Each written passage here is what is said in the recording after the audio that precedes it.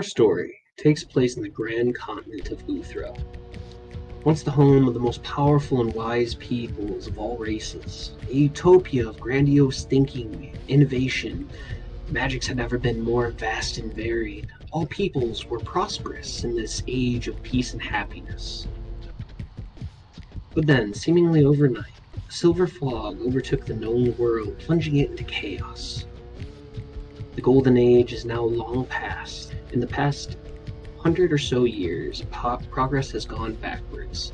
Magic's lost, history's forgotten, and the reign of regal politics now dominates the balance of the world. Kings bicker over petty ley lines and disputes of power over blood lineage. The land is now separated by a vast magical wilderness, coated in a thick silver fog. Only the most prominent, well taken care of roads still exist, making any towns along these roads hubs of humanity. Outside the walled bastions, the fog carries its own dangers, able to move environments and its denizens, making navigation difficult, if not impossible in some places. Luckily, there are places within the fog itself that are anchored into place by what means no one knows yet. One of these locations is the bustling city of Yetta O'Dare, where we find our band of heroes. Branch, a Feywild centaur, the lower half of a large deer, using his bone spear to exact revenge on the warkin who killed his family. Calliope Moonsong, a lush Kalashtar bard, the center of all attention and a friend to all. Aaron, a half-elf divination wizard, having a doctorate in archaeology and a knack for map-making, now possessing a ring of great power. Tyrius Redfist, a satyr whispers bard, as keen with a rapier as he is a lute. Beaufort Steelgut, a paladin haunted by his past and seeking a brighter future. Sky, a mysterious fogborn from a bygone age, seeking knowledge as to who and what she is. This group of adventurers now sets out to find lost friends, becoming more powerful, making connections, and ultimately to right the wrongs that the Obsidian Sigil has created. This is the story of the Silver Fog. Last session, you all got into No. Labyrinth Dungeon Part 2. You're telling me I'm echoing You and I'm all the guys way down there ran because my voice from does project and a I'm laughing. I'm having a giant good time. purple ooze of sorts. No. I'm not like Hearing music in the hold far on. Let part me of a dungeon, you guys went and followed the sound of music, discovering a ominous floating red door in a place that it should not have any right or place being. Thinking quick, because the giant ooze slime icky monster was directly behind you, you guys went through the door, and you guys were greeted by a unusually pale and beautiful individual going by the name of Arachinia. As you guys went through, you guys came out to this beautiful banquet hall with fine polished wood floors, fantastic artwork on the walls, the ceilings engraved with all sorts of mastercraft carpentry and filigree. You guys ate, you guys talked, you guys found other Calliope, otherwise known as Grimilda, from way before we started streaming. Beaufort talked with Mason. Aaron talked with some other team member, well, not team members, but another adventuring party who have been here for a little over a month now, saying that this place is great. Come to find out that the Red Door is owned and is ruled over by none other than Gilmore, the curator of the Shadowed Hand. From there, you guys went to essentially the Market District, which turns out to be this massive underground multi-layer just bazaar where it's just chaos everywhere, people moving in all which directions, all sorts of races and creatures, some of which you guys have not seen before, including the Deep Goblins, working at a gods, a Workin forge. You guys also met up with some old friends, namely Drella the pixie and her friends. You guys did some trading. Aaron got a very unique item. Aaron, that has been added to your inventory as well, just as a fair heads up. Wait, what was my item? You got the Reaver's Black Fang. What was mine? I thought that was Beaufort's. Didn't realize. It was. I gave it to you. Because I gave it to the person who has the most necromantic stuff. And you and Tyria said it was you, so I gave it to you. Got it. I'm sorry, I've slept. My assistant dungeon master has abandoned me, so it looks like it's just me now. The kid gloves are off now.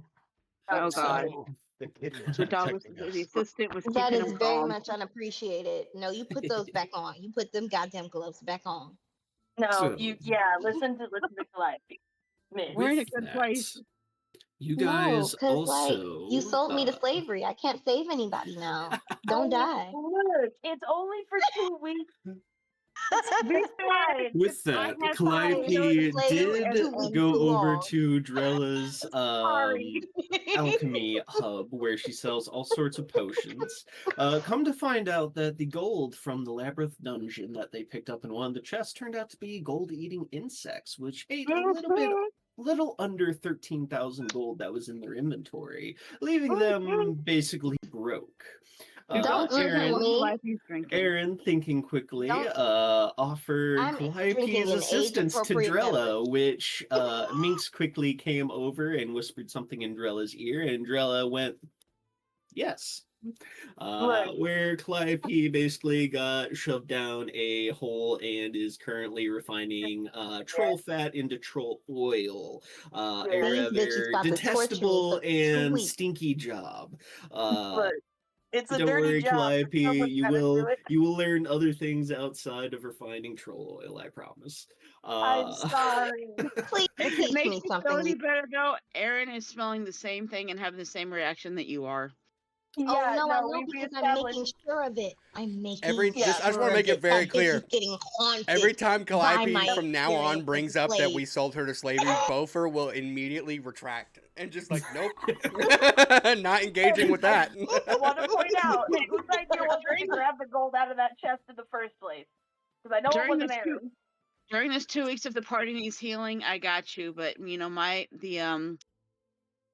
Cool. God dang it. Y'all Right. will be lucky wait, if though. Calliope doesn't go Harriet Tubman and just escape with the bullshit that she wanted to buy. We're gonna have enemies. So, This is not an You- argument for the Underground Railroad of your magical items. This is not what this is. This is not what this You're is. not gonna leave us to fake Calliope. Don't do that. we Who said ended that? session with Calliope helping Drella refine alchemical things for about 5,000 gold pieces worth of various potions, mana potions, stamina pots, black blood potions, and a few other miscellaneous things. And we left off with Sky wandering over to the Arcanist, where she sees a very old owlin male, and as he turns with his multi-layered spectacles, Sky, you would see a old owlin, huge beard of feathers, kind of draping down his robes. He's got like 5 different layers of spectacles on that kind of go down his little beak. He's wearing a hood and a large staff that seems to have a obnoxiously like bulbous topper to it.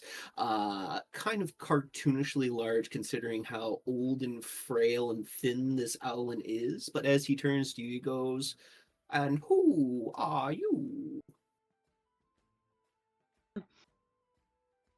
Another different freaking race that she's gonna have to not be afraid of. Okay, but is anybody else getting Alice in Wonderland, the giant caterpillar Yeah. with the Yeah, hookah? yeah. So as I walk Good catch, in this Calliope. Good catch.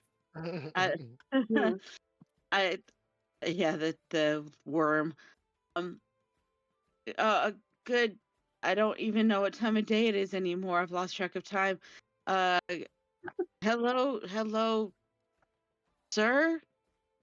Right? Correct. My name is I'm Sky. We just got here with my friends through the door in the big house up that way.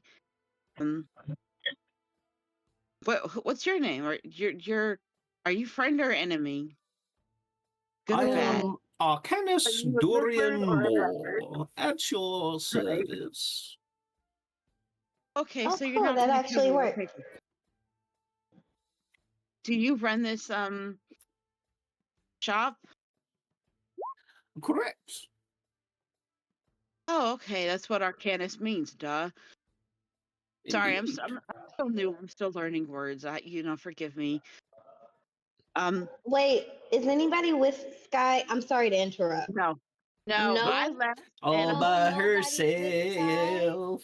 Nobody's I with fell asleep. I Sky. don't even remember where I was. I'm not going to And you so sold me I, into slavery. I'm supposed to be giving her etiquette Oh my lessons. god. You sold me to slavery and left her alone. guys, I was with both This of you. video is She gonna get abundantly demonetized appears. She so left quick. herself alone. Gopher was She just wandered off, no matter how shit. many times we've said to stay Gopher together. was just, no, Gopher got I'm involved cool. because Gopher was just gonna pay for my shit. Aaron's the one who said no, actually let her ass work it off. Aaron sold me into slavery. Gopher is just complicit. All our money. Oh man. We're gonna be in so much trouble So after this video. basically, It would be the same thing for any one of us. so Same. basically, basically, Bofer is Abraham Lincoln, is what I'm hearing. No, Oh, we need to get Bo for a top hat now. Yeah. He would look up in the Low-key. stovepipe hat He anyway. does have a beard. Do you I- still have a listen, Are you listen, Lincoln I'm already? just saying, I We can't do interface need- with this discussion. However, in the little bit that I can, it's at least claiming the he's proclamation that I am Abraham Lincoln. Okay, so now we Claim need it all you Gopher want, that Lincoln don't make it buttons. true. We need Gopher Lincoln buttons. Both Lincoln buttons. Vote for Lincoln for whatever current year It'll it be is a and button. for It'll be a like button. president. It'll be a Oh, button with We're Bofer trying and to a top overthrow the hat, government. star spangled, and it'll be pointing like Right. this, and it says, "We want you" on it. No, that's Right. Uncle Sam. That's a That is completely Uncle different Sam. I message. know. I know. That's a completely know. different Yeah. message, and I can't stand by that one. I know. Vote for We want pennies. you Vote the for liberation pennies. of the mountain homes. Vote for pennies. Refocusing. Refocusing. Gopher Penny. Refocusing back in. it's kind of interesting to live history through Discord and roleplay. I'm kind of having fun right here. Yeah, this is a great D&D session because of what I Tyrion know. said. Yeah, exactly. I mean, it's like, hey, I never really had any experience with it. I just That's read it in hilarious. history books, but hey, I mean, thank you for the demonstration. Oh, That's what I'm here for, man. That's what I'm here for. Oh, shit. Sky. Around I you, wandered you to the see. arcade shop before Bofer and Aaron even went to see Calliope. Yeah, she just fully left us again. So, Sky, around you, you see a whole bunch of glass display cases that seem to have this faint blue kind of mist shimmering over the top of the counters. You see everything from like quartz-like crystals that can store spells to staves and wands. You see component pouches. You see a plethora of just spell casting mediums in general here. This is definitely a place to be if you are a caster, especially if you are a wizard, a sorcerer, or anything like that. Cool. But as I talked to him, I said, God, I just had as I'm looking at him, I talked to him like, forgive me. I'm told that I'm kind of don't know how to talk to people, but if you don't mind me asking, what are you? Oh my god. Because at least you're not scary, like some of the other people I've run into. I am an owlin from the Fae. I am, I guess you would call an owl folk. But aren't owls like small? And then she makes like a size with her hands on how tall like owls normally are. Are they supposed to be like small little birds?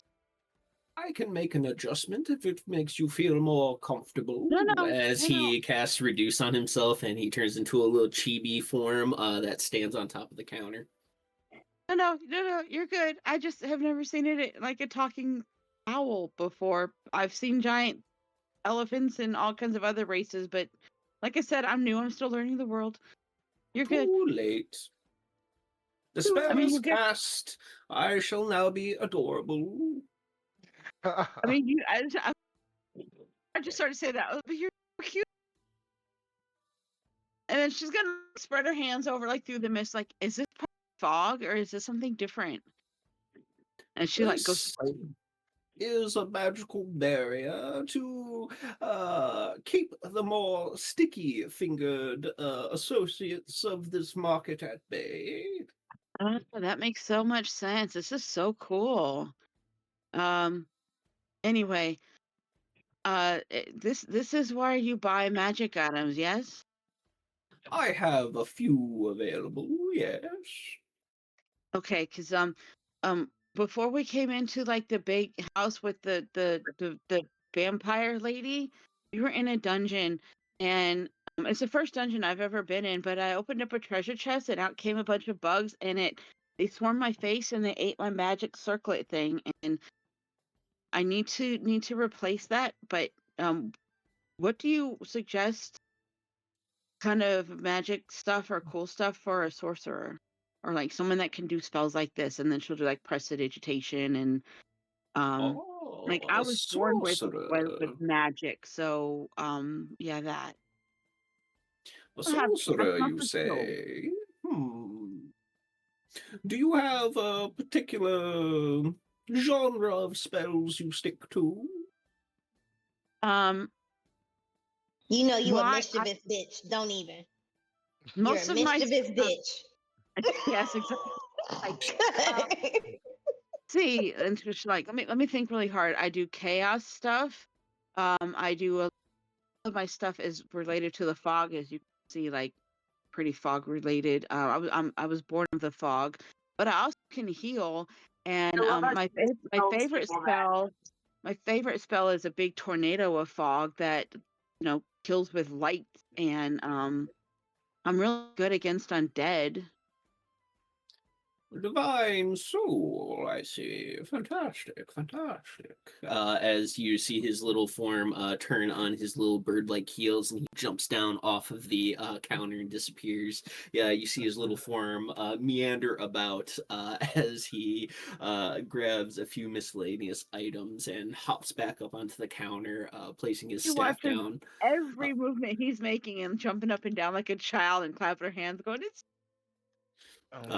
As he sets his staff on the side, he lets it go, and it just stands there perfectly still on the counter as he goes. He's flexing too. These items are somewhat within your realm of sorcery. And in front of you, you see that there is a headband that seems to be made of some sort of very bright and polished silver. Well, You you would need a also headband. see a bracelet that is made from what appears to be gold and ivory. And then you would see a ring that has a fairly small band, but an absolutely gigantic stone in it. It's all right.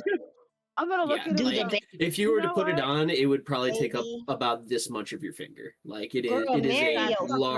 large stone. It almost looks Marry like dollar yourself. store jewelry almost. Fuck Shaz. Marry yourself. Get the rock. Yep. Get the rock. Look at him and go, you know what?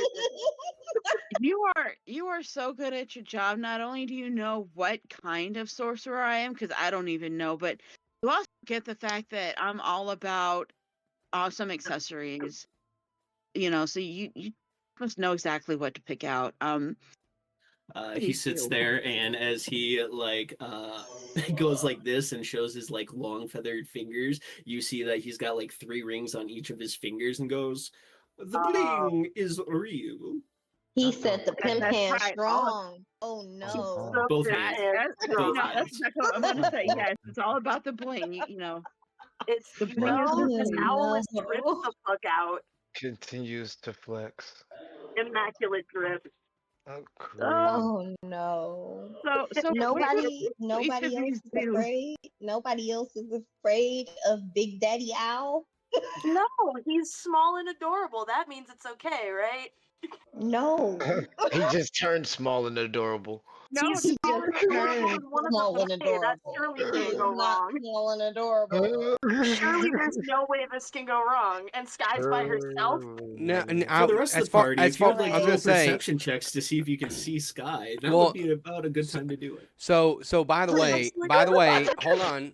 By the way, I'm in a basement room because after Aaron told me. after Beaufort tried to liberate Calliope and Aaron thwarted her. They'll liberate. After this occurred, but I got distracted. I did. On her way. I did say I was gonna go to the Arcana table to go try to find magic stuff. I didn't know that Sky was already there. So when would you say about the time that I walk up? I would say, because you're already in motion, you would see Sky already talking to a now much smaller Owlin. He's probably only like maybe a foot or so tall currently. As you see this like you see this like little chibi owl, elderly owl folk with a floating staff next to him as he's like presenting items in front of Sky. Okay. 10 more minutes before Beaufort and Aaron show up. Okay. Yeah, Erin's reeling from the choice she just made on her. As I approach, I'll walk up behind. Calliope, I need you to know Calliope was cussing you out as she walked to the. So in Elvish and basement. Dwarvish and Common and every language Erin knows, right? No, just strictly in Dwarvish, so nobody else heard the foulness that she heard with talking to you. Yeah. I am putting all anybody who did understand understood exactly why she was cussing you out. So I'm putting all three of these items on and trying them on. You're just and I want to putting go them on do you. that. Yeah. You're just putting them on you without identifying them first, like you know how to do. You can identify them first before you put them on your body. You know what? No? I gotta see if I even want them before I waste identifying. As I walk up, because I've never identified a dress from Violet. Okay, we trust our dressmakers. This guy's not a dressmaker though; he's a fae. Okay, he measures my booty. Of course, I trust him. I have to try it on him. I already whipped out the nipples in front of him. I trust him. As I walk up and making sure they match my aesthetic as I'm asking him what each of them. What was your circlet for, by the way? It was a circlet of the War Mage. It amplified her power.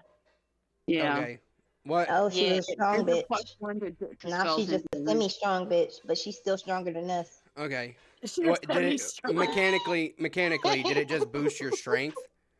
It boosted her saves against her spells, so it was a +1 to her spell save DC. Okay. I think it also did to my damage, but I think it might have just been. As I'm walking up, there are cloaks. Can I make some kind of history check to know how to address and like this particular person? I know how to address dwarves. I just want to be respectful. The DC will be fairly chunky for you as a dwarf. Okay, I'll try. Oh, no. I'll still try. Mm-hmm. Do dwarves have disadvantage against the fae? Like what? No, we spend most of our lives in the mountain homes and caves, so yeah, Owlin are generally those who like to stay out over open skies. So that's fair. That's valid. I got a 21. 21. They have a greeting policy that is very similar to that of the elves, which is just general politeness and not being gruff around the edges. Okay. When I walk up behind Sky and see her trying stuff on, I'll be like, Sky, did you already assess or find something that you like? Well, I'm trying to figure out. I've got like the circlet on and the bracelet on and the ring on all at the same time right now. I was like, well, he got these 3 items that he said would fit my, was just in the middle of asking him what they do. Oh no. Okay. Oh no, Goliath is upside down. And I'll I go. know, I I'll go. know. Okay. Good. I'll turn to the Owlin and go. See, How do you Bofer do? would never sell Sky, Aaron. You listen, okay? The Aaron wouldn't sell Owen anyone will. else. It's not personal. It was financially motivated. The Owlin will turn towards you and give a slight bow and goes, "Greetings, Master Dwarf." I will. I will. I'll say. What kind of wares are we looking at here? What are we? I apologize. My name is Bofer. I am alongside Miss Sky here. Look, I didn't know she had wandered over here, but I am. I love y'all just giving your real names to the Fey Owl. I love it. Exactly. It's fine. It's fine. Exactly. I don't still know not anything. It's So. fine. Names have power. Like we all got so much. I didn't give my PTSD, but last it's name. I just okay. said Bofer. Yeah. It could be both for anybody. Yeah. You know. As As long as he doesn't look at a wanted poster. Anyway, Bofer. That's not my real name, so. You But- know what, motherfucker? You are the most wanted among us, and you You the most are. ruthless. Anyway, I go. We're Uh, enemies. I'll say. What kind Real of what kind of magical powers are we selling here? Currently, Miss Sky is currently browsing my wares for a sorceress. Oh, forgive me, introductions. I am Arcanist Durian Moore at your service. Ah. He was bigger when I got here, but he made himself little because I told him I thought owls were littler and cuter, so he made himself little. Well, that was very thoughtful of him. That was very mean- thoughtful to appease your mind. Oh my god! And I'll give a small bow enlarge. again, and I'll say, so, as a craftsman myself, I merely come to accompany my friend here, but also to kind of see what you have, so that I may be able to craft better items and better, hopefully, get better at my craft and continue to get better. And I was wondering if you had any access to specialty metals or anything, and I'll pay the price whatever you ask. Okay, We Beaufort want money. got something better than what he sells. Gopher. No, Is everybody going on an internship can't- side quest this And session?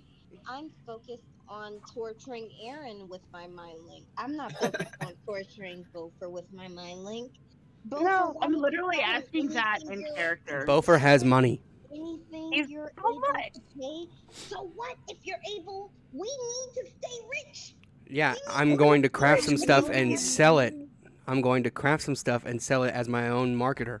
Anyway, continue. I literally I asked the that in Alwyn, character. Mr. Durian Moore looks at you and goes, "Are you an approved forge master through the guilds?" I don't know. Am I? I don't think so. No. You are technically an apprentice under You gonna sell it under Diamond your Heart. own moniker, apprentice? I mean, listen. all Poor it takes Daddy's is not a gonna like seal, that. right? All it takes is a seal. Just I say, seal your stuff on something and claim somebody else's. Can anybody else make a call Don't across claim the somebody country? else's kid. So I you get s- arrested again. I say, Okay. I'll tell the truth. I say, I am not a master. I am merely an apprentice under the tutelage of Sir Diamondheart. However, But he does have that. I that- am that in jazz travels with my friends, and as I go, I've been given the free will to test and to craft and to get better as we go on our journey, and I'm just looking for a way to find a way to get better at my craft. Ah, Master just- Diamondheart. Fantastic. A moment, please. As you see him kind of look up, you see his eyes glaze over momentarily as he begins to mutter a message using the sending Oh, spell. shit. As can't he call people. as he awaits in a reply, he goes, "Ah, you appear to be telling the truth. Fantastic." Yes, sir. Yes, sir. I'm gonna point out. I'm gonna interrupt it for a second. At the mention of Diamond Heart, Sky's eyes glaze over for a second. She's like, "Oh yeah, I forgot about Forge Daddy." Oh yeah. Be mad. Old blue eyes. I look at this guy with his weird look, like okay, and I'll look back at Mr. Moore and I say, yeah, we've been on a journey, on a quest for quite some time now, and to the east to get to the bazaar. And as we've gone, we've encountered, typical enemies, typical monsters. And as we go, I've just been kind of trying to craft and get better. And I actually will go, as a matter of fact, and I'll pull out my sword, and I'll unsheath it a little bit and say, as a matter of fact, if you'll take a look, this was actually before it was actually this the way it is now. I had crafted it in such a way to be a black iron Zweihander great sword. And I said, and actually another great master, Miss Rashanka, took it upon herself to make it better, and I want to get to this level. Yeah, you'll probably meet her soon. She's on her way. I give you the meanest side eye. I give you the meanest side eye. Mr. Durian Moore looks at you and goes, "Black iron is a rather rough metal to work with. I do not carry such crass or crude metals here. I prefer the more elaborate metals, such as silver, gold, quicksilver, and mithril." I go, oh, mithril. I said, I'll look at him and go, Mr. Hold on one second, baby. I look at. Sorry, my daughter was going, "Hey, Dada," but I'll look at Mr. and go, as a matter of fact, if you wouldn't mind, may I don't have a way to show you my work other than this way. May I impress some images on your mind to show you what I'm speaking of? Hold on, what about this? And then I pull out the little emblem with the griffin thing that you made. I don't think I made that with silver though. What I was going to show him was the stuff, the one I used to make the hairpin thing with all the silver and gold for Rashanka. I was going to show him that. It's a beautiful piece. Okay, and I'm going to pipe up say, "Excuse me, Bofer." I think I rolled like a 30 on that, if I'm not mistaken. We were discussing items and shopping magic items before you came in and started talking smithing with the. You know what? You are correct. A moment, Master Dwarf. I shall return. I apologize. To yes. Haste. I say, I apologize. Yes, please. As he turns his attention back to you, Sky, he goes, "Where were we? I asked. So, the ring that you currently have is called a ring of protection, although it has been slightly altered. When casting spells, it allows you to regain hit points equivalent to the spell's level." Is that only when I cast spells or somebody else casts spells? You are the wearer of the ring, so only when you cast spells. Okay. No, we lost Gladby again. So when I cast spells, then I'll regain healing points too? Yes. Specifically, you only. Okay, cool. The bracelet you have allows you to re-roll ones on your radiant damage dice. So when you are casting spells, if you roll particularly low on your damage, you are able to re-roll it. Okay. And then the circlet that you wear is crafted out of a mixture of mithril and quicksilver. This particular headband does not give you any particular defensive bonuses, but it does give you a chance to regain spell slots after you use them. Look at the owls I'm looking at Bofer. And I'm looking at Bofer. Bofer, the metal he was talking about in this, and she points to the circlet. Isn't that the metal that you said was really good that you wanted? I'm not giving you the headband. No, I'm just asking. Yeah. Kind of mithril, silver, things like that. Yeah. But as far as what Mr. Moore is saying, I would argue those are great finds. Those are. I'm honestly, I would even just the circlet alone is a great find. So, and I'll look back to Durian. Okay, so let's talk attunement and money. I mean, attunement and what I need to do to obtain these items.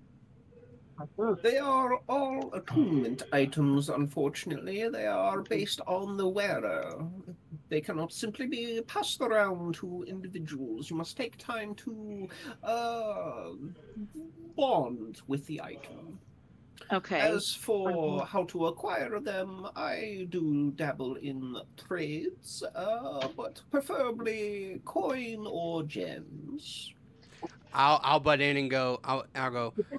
I'll butt in and I'll go. How how Well, much? first thing I'm gonna say.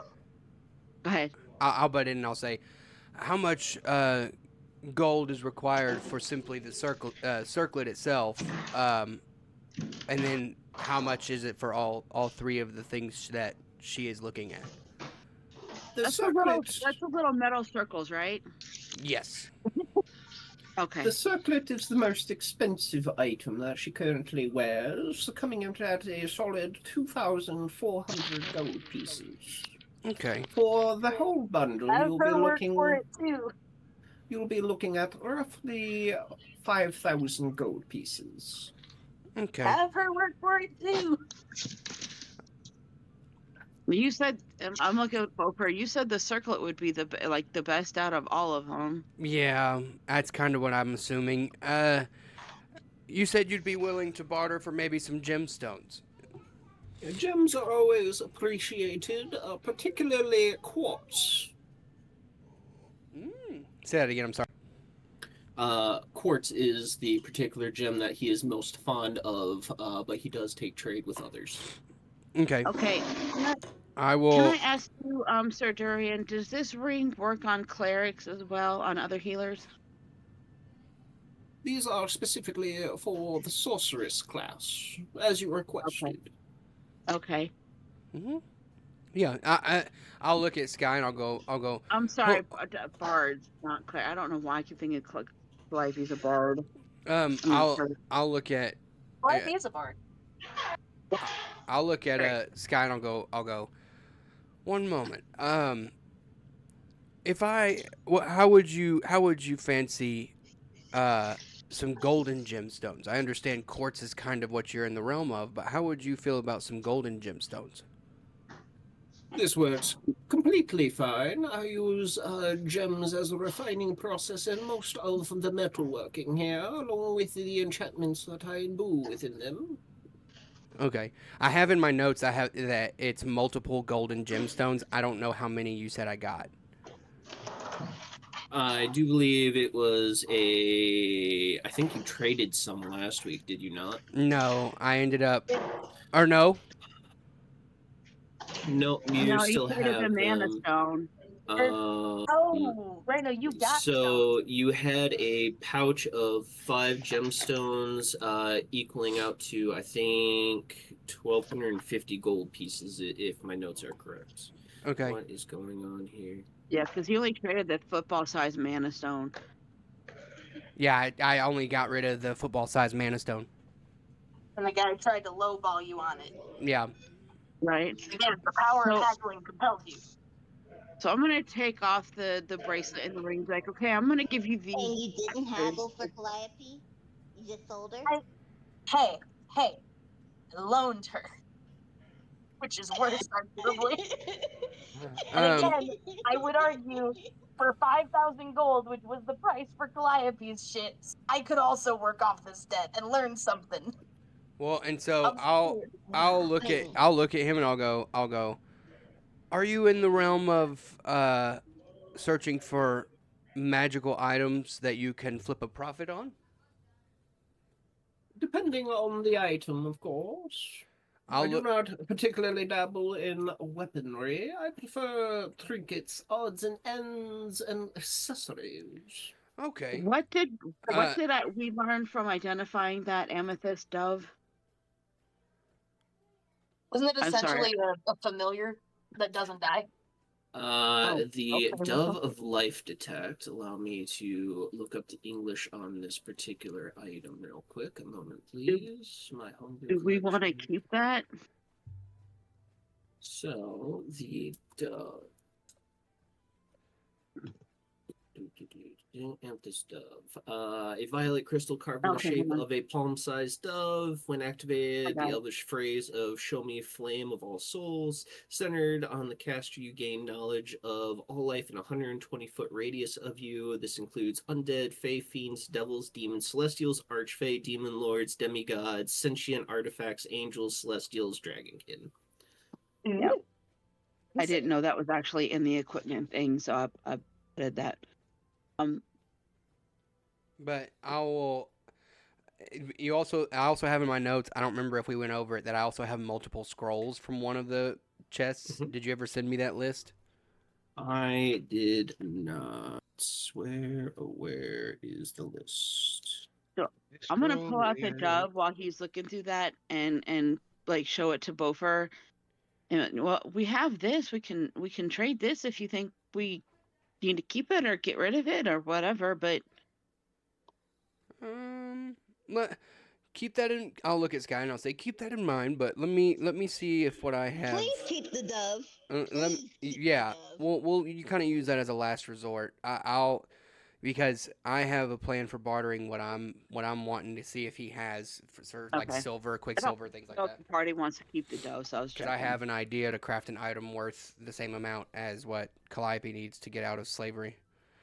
Oh my god! It is apprenticeship. It is apprenticeship to work off a debt. It's not apprenticeship. At best, it's indentured servery. He's learning things. It counts. Like at best, Calliope's an indentured servant, and you know if you can't pay the bill at a restaurant, you gotta go wash dishes. It's the same thing. But she won't lose 13 grand a second time. Is all I'm saying. Go wash your dishes. That's essentially what you're doing. You know what? Calliope's kids won't be slaves, so I can't be too mad. I guess. No. I guess. Anyway. Calliope's only a slave for 2 weeks. I can always. I mean, I'm always gonna put my hand on both her shoulders to be like, you know what? If Calliope said she's gonna buy me stuff, so we can just always wait for Calliope to get here. I look at Sky and go. I look at. Messy bitch. I love you. I'm gonna mind link with Sky and go. Calliope is currently occupied for the next 2 weeks and will not be able to revisit us for a while. I can wait. Indisposed. Currently indisposed. No, I don't need it right now. I can wait 2 weeks. You need to be very frank. Sky is our friend on the spectrum. As far as I'm concerned, she's on the spectrum representation. I cannot believe those words have left the lips. I'm not prepared to handle that. I'm not prepared to handle that. Bofer, I'm sending you a list of spells that you got from those spell scrolls. Yes. Cool. Okay, my little green light isn't lighting up. You guys can hear me, right? Yeah. I'm sorry. Okay. I just opened mine and yours chat, Mitch, and I just saw the snoo. What snoo? No, whenever he was telling me about the stuff that happened with Rashanka, we were making jokes, laughing about death by snoo. Yeah. How'd you get snoo? Yeah, that is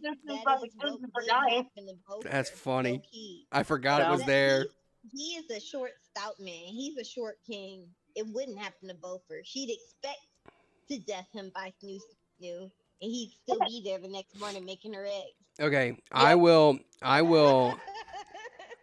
pocket, replicate item, and town portal, but I will pull out the identified death ward and fireball, and I'll say, and I'll pull them out and I'll say, would you be willing to trade some gemstones for these? I have a scroll of fireball, a scroll of identify, and a scroll of death ward. I understand that you are enchanting certain items for certain effects, but I don't know necessarily. I'm not the best with enchanting as of right now in my crafting journey. However, I understand rudimentary levels of it, and so I assume that it's possible for you to somehow transmutate these spells into something useful for your customers. Oh. Can't even say anything about you getting rid of a scroll because I can't fucking read. Nope. These Nope. And Erin's not are there. I don't know where Erin would be at this moment, but she's not with y'all. these are useful. I will. And his eyes flash over as he identifies them as he goes. I believe I can do a trade of up to about 2,000 gold for these 3. 25. Yeah, and so I'll say if that's the amount for the circlet, I'll say let's just stick with the circlet and if I'll say if you're okay with it, I'm going to try. I'm going to go speak to the leaders and see if I can set up my own shop and maybe try to test my hand at this market thing that Diamond Heart's been kind of teaching me about. Um, and I'm gonna craft a couple things and try to sell them. See if maybe I have what it takes. Um, and maybe I can build up enough money for my friends here to come back, and if these items are still available, allow Sky to buy them from you outright. You are willing to expand your craft. I am currently short on metal workers. If you have any experience in the precious silver metals, I will consider labor traded for a discount on these goods. Yeah, absolutely. Well, I say, as a matter of fact, if I may, I don't have any other way to show you because it's an item I gave to a very dear uh, friend of mine. May I impress upon your mind the image of what I crafted, and I'll show you the skill level that I'm at. You may not. Okay. Ooh. That's stay fair. out of my head. That's why I Feel me? asked. That's why I asked. Okay. Yeah, Whatever. but yeah, I have asked permission. That's I why you have know me. I have dealt with and crafted silver and gold orichalcum. Um, I have dealt with all kinds of black iron, stainless steel, uh, galvanized. I've worked with all kinds of metals thus far in our journey, including the black iron, as I aforementioned. But the plan right now is to just equip my team and my friends with what they need to allow them to succeed. If you are free this afternoon or evening, I would have you along behind the shop to show me your particular skills. I do have some spare ingots that are not spoken for. Sure, absolutely. And I'll go ahead and I'll say, and I will actually go ahead in a step of good faith and make this trade with you for the circlet specifically to confirm its purchase, and the rest we can revisit later. Fantastic. Perfect. And I don't know if if he shakes hands or not, so I will just give him a bow and say, Sky, that is yours for now, and we can come and revisit the rings that you were looking at later. The Durian Moore jumps off of his counter in his little chibi form, his staff still hanging there, standing perfectly upright on the counter as you see his little form go behind the counter, grab something from an underlying table, hop back up onto the counter, and goes, "What do you make of these?" As he produces a half ingot of some sort of silver material. Feel free to give Can I me get either a. This would be a history check for you. history check? Oh, okay. It will be made at advantage, though. Yay! Okay, let's see. That wasn't very good. That was a 9. That was a 5. So 9 plus 2 plus 2, 13. 13. This is a half ingot of quicksilver. Okay, I haven't worked with Quicksilver yet. It's just been silver, right? Yep. This Okay. is a new material for you. I go, yeah, Quicksilver. I have yet to work with it, but I'm more than happy and more than willing to test my hand and get a chance to hopefully make you proud. Fantastic. Feel free to finish your business here in the bazaar, and if you wish to join in the afternoon, the back room will be available to you to do as you will. I do have a few blueprints available for you to work from. For sure, absolutely. And yeah, actually, now that I think about it, I did add gold and stuff to our insignias, didn't I? Mhm. So I believe you did. I don't remember if it was stainless steel and gold or if I did add silver, but I don't think I did. I don't think there was any silver in that barracks room. So I'll say, oh, I actually forgot. I may not have had to ask you about impressing upon your mind at all. I do work with some precious metals, and I can show you this, and I'll pull off my emblem and kind of set it in front of him. I go, this is something that I made for our friends as a little insignia of our group. To show how we freed the Griffins. He picks it up in his little hands and kind of like inspects it. Mind you, he's only like tiny, so he's like using both hands to like hold it up and like inspect it. He's This like, the fuck is this? very good work. Oh, now I you care about bringing have it out and showing it high to him when I hopes tried for showing you it to him a second now. ago. Well, thank you. I appreciate it. As a matter of fact, I will, to make sure that I remind myself to come back, because I do believe my friends still require my assistance. To make sure that I come back, I will leave that insignia with you, and I will come back for it this afternoon. Fantastic. As he releases his reduced spell and pops back to his normal form, he takes the brooch and pops it on his robes and goes, I look forward to seeing you later this afternoon, Master Dwarf Bofa. Thank you, sir. I look forward to seeing you. Remind me again, guys. What was our name that we came up with?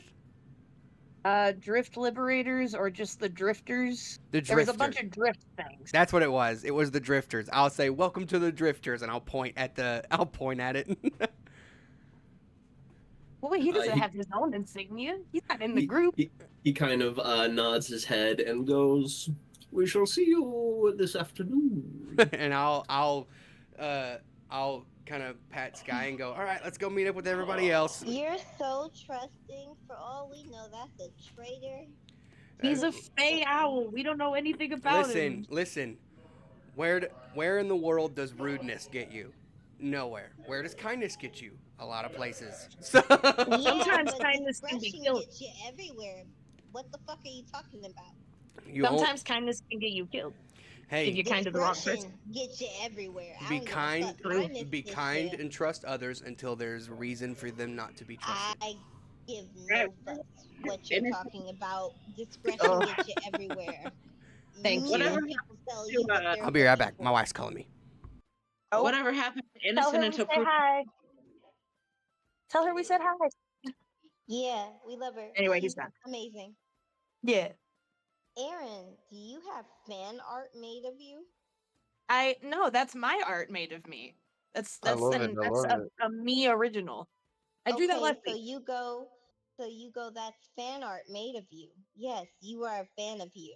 Yes, that is fan art made of you.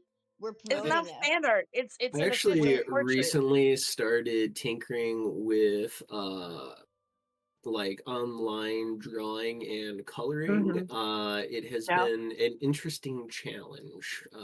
Metallics are a pain in the ass, I've come to find out. Oh, I can imagine. Because I know, this while we were in that session last pain. week, there were a few moments where I may have like checked out a little bit in session last week. It's because I was drawing that portrait of Aaron while we were in session. Listen, I don't think you checked out at all. You were there when you were supposed to be there. You cussed everybody out and made decisions. You sold me into slavery. You were there. You were active. You know, okay. To be clear, again, did I not also say I can work for what he gets? Oprah's gonna be working for what he's getting now. I'm You serious. feel bad yet? Listen, Huh? You I feel don't. bad yet? No, I don't feel I bad know. actually. I know. But it's funnier Anyway, for me to feel a frame it little this bad. way. I'm sorry. I love you. I do feel a little bad because I will say because it's You a should certain feel kind of bad. look. You It's a sold certain me kind into of look. I torture. didn't We coulda even think just about said, it. We could have just said, because I haven't died yet. No. haven't died yet. You did get turned to stone. You did get turned to Okay. stone. You did get But I turned to stone haven't that one time. died. You My almost heart did, rate though. slowed down and we To like lucked 1 out. beat per I minute. haven't died. I don't give a fuck. You almost died anyway.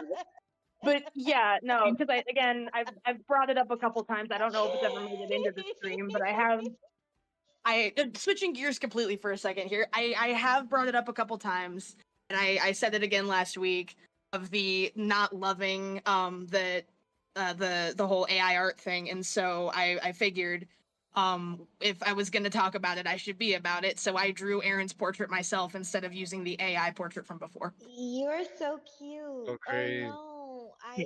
Are we all doing that? Are we all just going hands I Y'all on? can mean, do what you it, want, but I wanted to stand on the business I've been talking about. I feel Listen, you. somebody I couldn't embarrass somebody myself. I so can do that. Embarrass I mean, myself. this is also well very much a work in progress. hello. I'm gonna continue to work on it. Like, this is just the Genuinely, first draft. I know how to draw you better than I know how to draw myself, so I can draw you. Can you draw me? If you want to be embarrassed, We could if do I can portraits for embarrass each myself, other. Like, I I can draw you. I know I can draw you. I spend more time looking at you than I do looking at myself.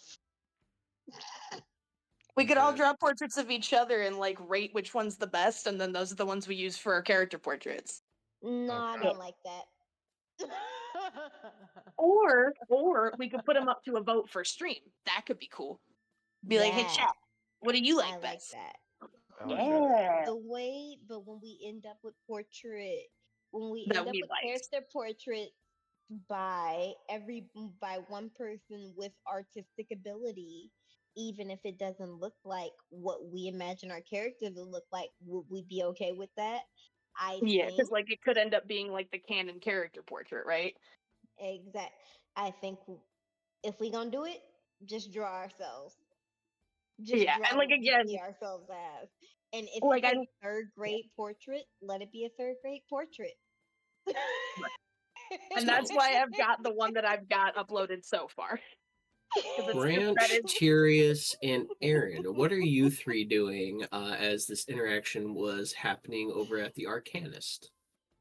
I think Aaron would be wandering the bazaar in a little bit of shame, and definitely trying not to gag because I know she's mind linked to Calliope right now and getting You punished. should. Calliope is mind linking all of her experience and vitriol. She's cussing you Yup, out actively as yup. she's dealing with In Dwarvish. bubbling troll oil. Yes. Yup. No, not in Dwarvish. Dwarvish was just so you could understand her. She's mind linked. You're the only one who can hear her. She's cussing you the fuck out. Got it. And again, valid, noted. Aaron deserves it. Because I didn't even think. I just put up the idea, not thinking me the player. So the character deserves it.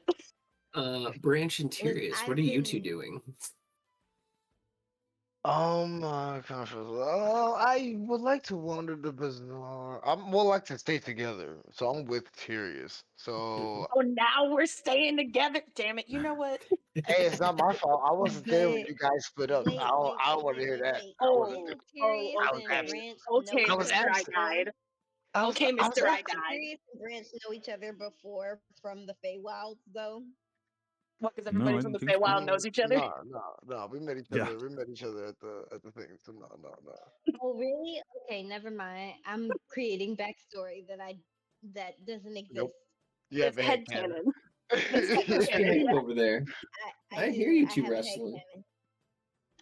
headcanon. We got headcanon and fan art of our campaign already. Listen, there's already somebody shipping Branch and doggone Tyrius Wait, together. what?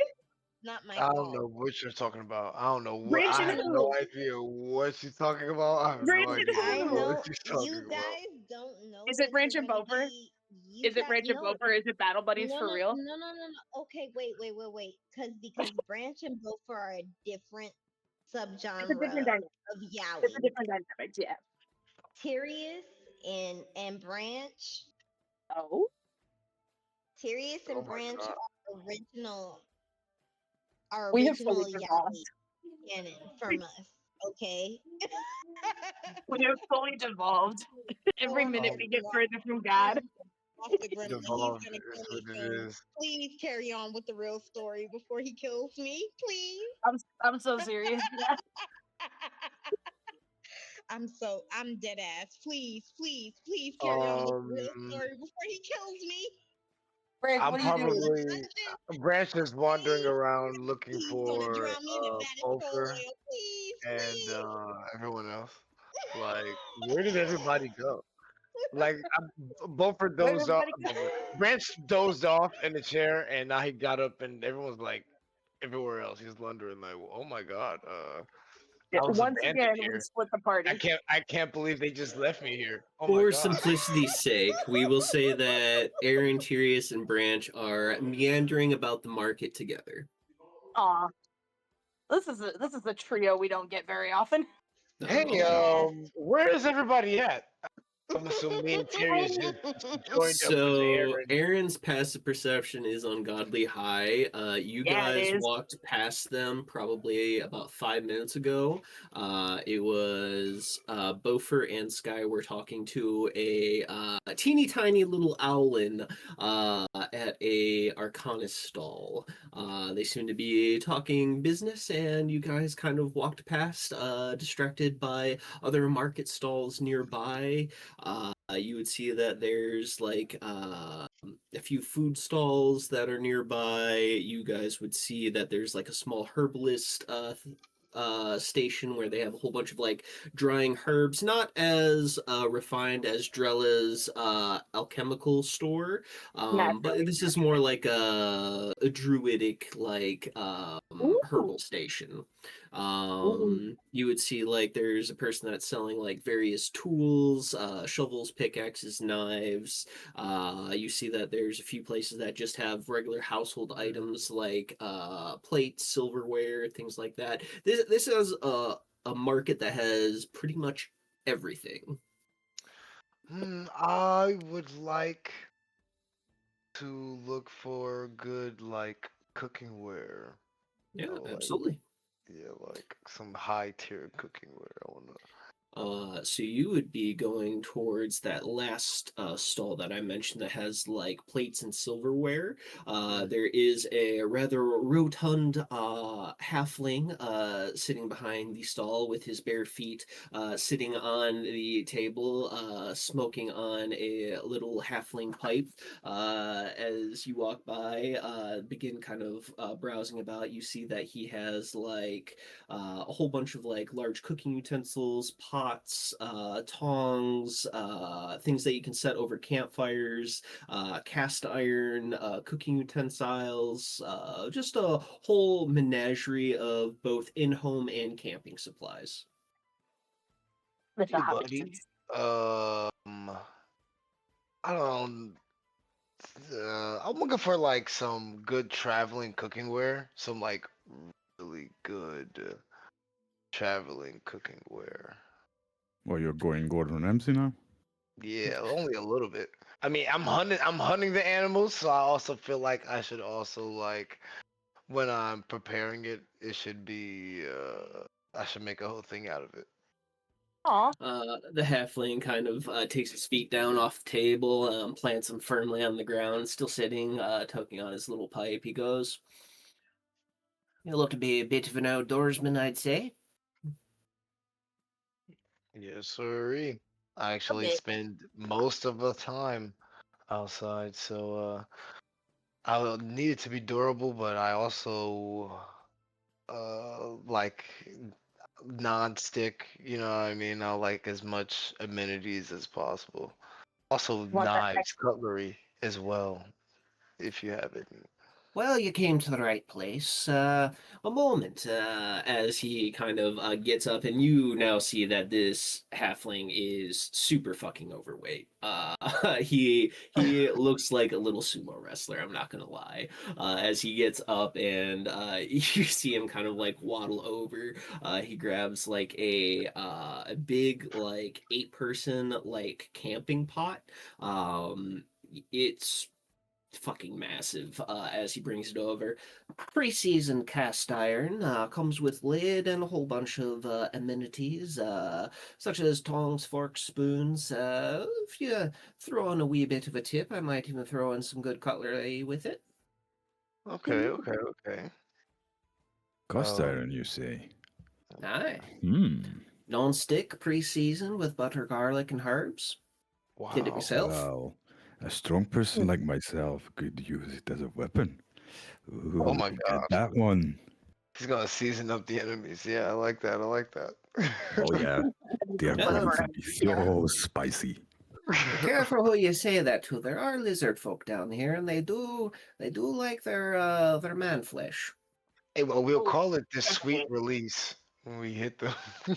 I mean, some of us Oh who yeah, they say that all the time. do. Yeah. How Lizard much folk would that be? Call it 30 gold pieces. I'll set you up with a good set of utensils, camping gear, and maybe a set of magic plates that never get dirty. Oh yeah, I like that. I'll make it 35 if you could throw me a tip of a guy like a really good uh and I was about to say blacksmith and I was like blacksmith, you know we got one? But We man, definitely have where's one. Buffer? Hey, about that, Branch, do you have 35 gold on you? Cause funny story. I have I have it on me. I have it on yeah, Oh, okay. I pull up my pouch like I got some money cash on me. You alright? You Okay. hungry or something? No, Aaron's gonna pull him aside for a second. Actually, just like look at the merchant. Like, excuse us a second. Yeah, what's up? What's up? She's just gonna kind of whisper to him, like, so, out of curiosity, I have Mhm. 1,500 gold on me. How much do you have on you? Because Oh, whatever I we have have on like us is what we have right now. I have like 3,300 gold. Oh wow. Okay. Yeah. Okay. Okay. Good. Because here's the thing: all of the gold that was in the bag of holding is no longer in the bag of holding. Hmm. You remember? You remember that chest that we cleared out in the dungeon that had gold in it? Yeah. Pretty Yeah. That. traumatizing. I had some Yeah. trauma back there. I don't know. Yeah, I mean. Yeah. Oh, yeah. You were traumatized. Okay, yeah. Mhm, mhm. So the gold in the chest wasn't gold. It was gold eating bugs, and they ate all our gold in the Mm, bag. So, mm. so So the what we bank have is in our empty. pockets, So what the we have in bank our is pockets is what we empty. Okay, have. okay, okay, okay. Just Well, at that. least it's a 35 gold. Holy shit. Because we got a Yeah. bill. Wait. Yes, you're handling it We're really broke. well. Okay, so we're broke. I mean, I have money in my pockets, so I don't feel broke What because I you have have money in is my what you pocket. have. Yeah, what I What you have have is is what what I you have. have, and I don't think Yep. I don't feel poor. You know what I mean? So I'm like, damn, that's a lot of Are, money. are you whispering it or Tyrius can hear it too? I feel like she would have also waved over Tyrius because again, it's a party conversation. The merchant doesn't need to know this. And I feel like she would have turned away from him because she knows that if she can read people's lips, other people probably can read hers. So like, Okay, so Tyrius is going to laugh, it's like reverberating, it's like hilarious laugh. I think this is funny, Ty. I'm so glad you think this is funny. How much do you have out of curiosity? She's like whispering, but like tense whispering. Oh, no. I didn't contribute to the bag of holding, so that's mine. How much do you need?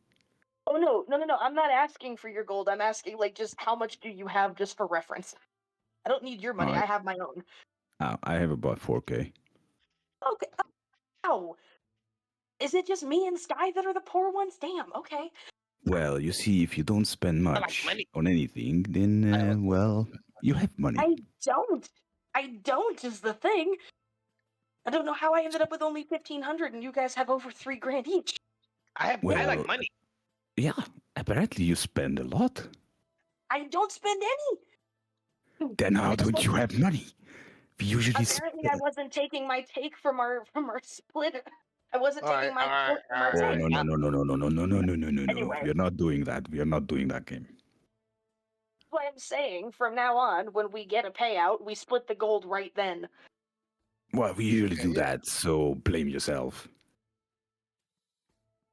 I want to say I've sold some things, but you know, Wait, I was just I trying to don't give you remember guys how a I head. got all this money. Look, Has I'm Aaron not had gonna a lie. I haven't added money to it in quite some time. I just kind of hold my money. And So also, I'm cheap as fuck. Fair enough. yeah, you I know, want to buy I've stuff, been but I lucky enough always think to, they're expensive, so I don't. Right. and we've been having healers, so I don't feel Yeah. so. I haven't had a reason to spend my money other than armor, and then we got Bofer, so True. kind True. of saves us a lot of money. You know what I Yeah. mean? So I just be kind of holding it, which is pretty nice. I'm about to get this cutlery. Ooh-wee. The halfling behind you has been It's like just sitting putting there. stuff and thing inside like the cast iron pot. As you look back, you see him putting in like a cleaver, a skinning knife, a paring knife. You have like 20 like metal 14-inch skewers. There's spoons, knives, forks. You have a whole bunch of magical plates that don't get dirty that are in there. And he's kind of sitting there, kind of like rubbing his little bit of like graying stubble as he goes, "Are you all ready to check out, or you want more?" No, I appreciate that. Right before we go, do you have any tips on where to go for some hunting supplies? Hunting supplies, probably want to go to the Fletcher based on that bow you got on your back. I do believe he's 4 stalls down on the left-hand side across. All right, thanks. I appreciate that. I give him like a 5 gold tip, so it's like 35 gold. Careful of that one, though. He's a bit shrewd. Gotcha. I'll keep that in mind. Appreciate your patronage. If you need more camping supplies, you know where I'll be. As he sits back down, pops his feet back on the table, looks at his pipe, taps it out, repacks it. As you see his finger light like a little candle light, he just starts smoking his pipe. As you see like multiple smoke rings fly out from his mouth. Another successful day in business. Yes. Thank you. Thank you. I turn towards the group. All right. Well, yeah, that was a nice purchase. You guys got any ideas on where we should walk next? Yeah, this cast iron pot, by the way, it's probably about yay big around. It's probably about Ooh. that deep. Who is carrying that heavy That's thing, a by the good way? Because we weapon. don't have the bag of holding currently. Because it would go Um, heavy. Branch. I mean, I'm not gonna lie. I have a lot of strength. I can. I don't know if I have a sack large enough, but I can just hold it. Like I can just holster everything and just hold it. Just walk around with a big ass stock pot in one hand. I have the strength to knock a guy out with it. It'd be hilarious. Branch, how are you going to do? How are you going to end this attack? I take the cast iron pot and I bash him on the head with it. Hell yeah. Hell yeah. As I see Beaufort look up, like, what the fuck?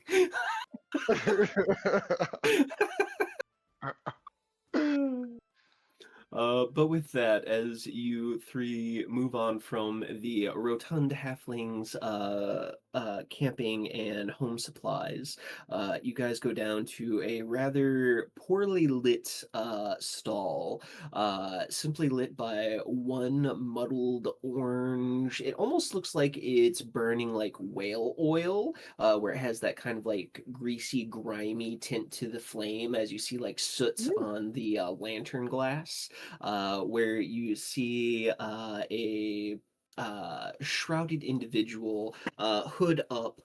You see a large black beak protruding from the mouth of his hood. Shorter character, probably like 3.5, 4 foot tall, and they seem to be sitting there with a arrow in hand as they're attaching fletching with some sort of what's the word I'm looking for? Looks like he's doing it like with a traditional like tendon binding. Guy wearing a black hood is covered in his face. That's not, nefarious at all. He's got a beak. It's an Aarakocra.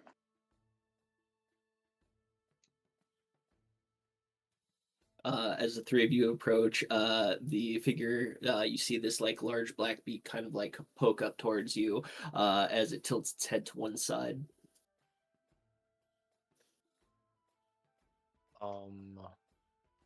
Hello. Hello.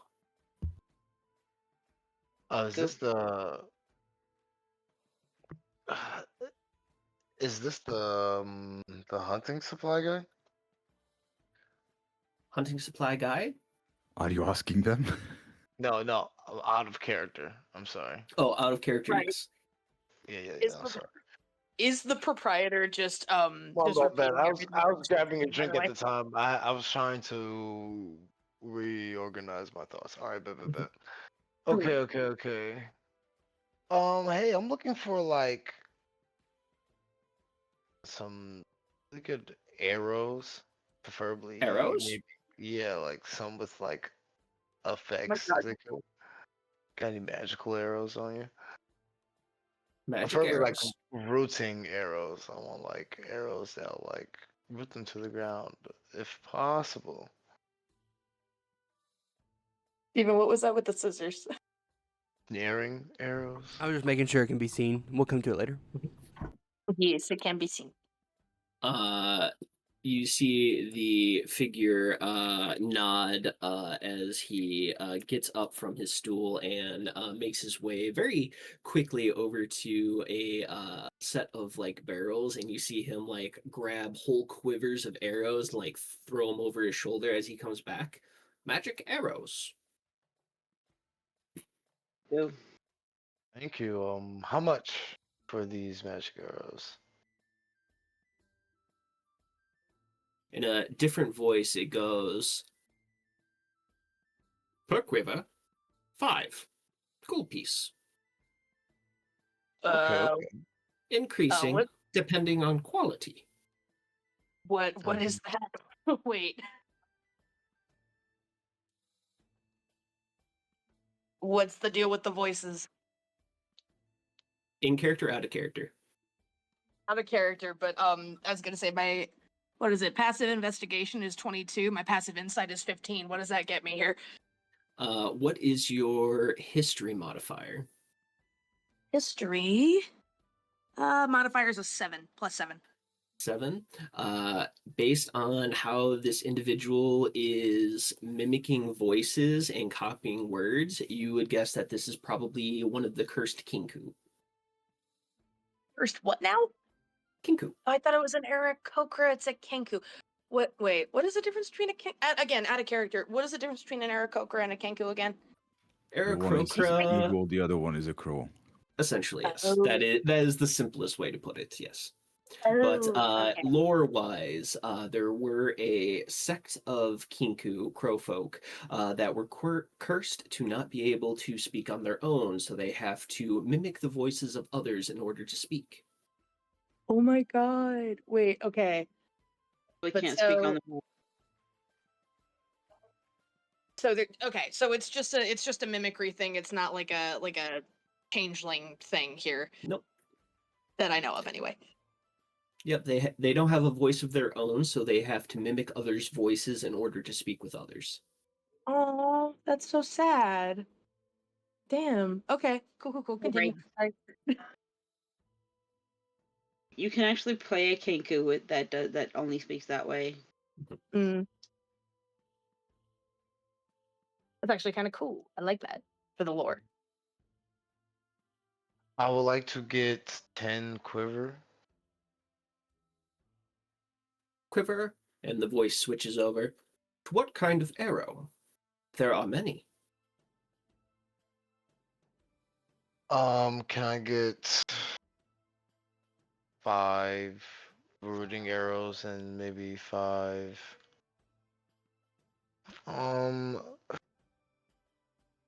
Do you have any arrows that will light people aflame, but I don't have to light it aflame myself before firing it? Mm. He nods. The voice switches over to a feminine voice as he goes. Tangling arrows are labeled as Aegis gold bob tipped. They are a higher quality arrow. These will cost you roughly 50 gold pieces for a quiver. The voice shifts again. The fire-laced ones, those ones will run you roughly 15 golds per quiver. They are enchanted by fire ruby. Mm, that does sound expensive. The voice Hey, shifts Brandon, do you want again to learn how and to make goes. arrows? The voice shifts again and No. goes. Like Each I can make quiver, arrows, but each quiver goes for roughly 15 arrows each. Ooh. can I do 4 of each? The voice shifts again and goes. We don't break quiver size. You gotta get it by the quiver. Interesting. They got exploding quivers. Okay. Can I do? Can I do 3 of the $15 one, and then just 1 of the $50 one? The This is $50 one doable. is the Okay. that's the runic one, right? Yeah. You're getting 3 whole quivers of one kind of arrow? So you're It's getting. more so like it's like to do a sneak attack. Like I can shoot a fire arrow without exposing my position. So if we have to jump on something, I could get it. So that should be 95 gold. Mhm. Alright. As the Kinku puts the 3 sets of fire lace arrows up, you notice that as you like pull out one of the arrows to inspect it, it is just a bland iron broadhead, but you do see that there are faint, like glowing filigree on it that looks very similar to that of like a flame. And as you pull out the more expensive arrows, you see that the broadhead on this is just a trident arrowhead, and it is pure gold. Damn. Oh. The arrows got drip. I almost don't want to fire them. And I put the quiver in my holster, and I give the person their gold. Kinku takes the gold and puts it in his little belt loop, ties it quickly, and goes, "More business." I'm good. Do any of us have hand crossbows, by the way? I want to say I do. Let me check my inventory. Because I know I don't, but I've just remembered I do have those weird bolts from that time we were getting like stealth shot at from the woods. Yeah. I have this traveler's kit. I'm trying to open, but I'm saying no. I don't for the Like, for the. are any of us proficient with hand crossbows? I should say. Like, could any of us use them if we got them? It's a. I'm sure. Is it a simple weapon? I believe so. Yeah. Then yeah, I can use it. Okay. I have a light crossbow. I also have a light crossbow, but I'm not proficient in the hand crossbow for some reason.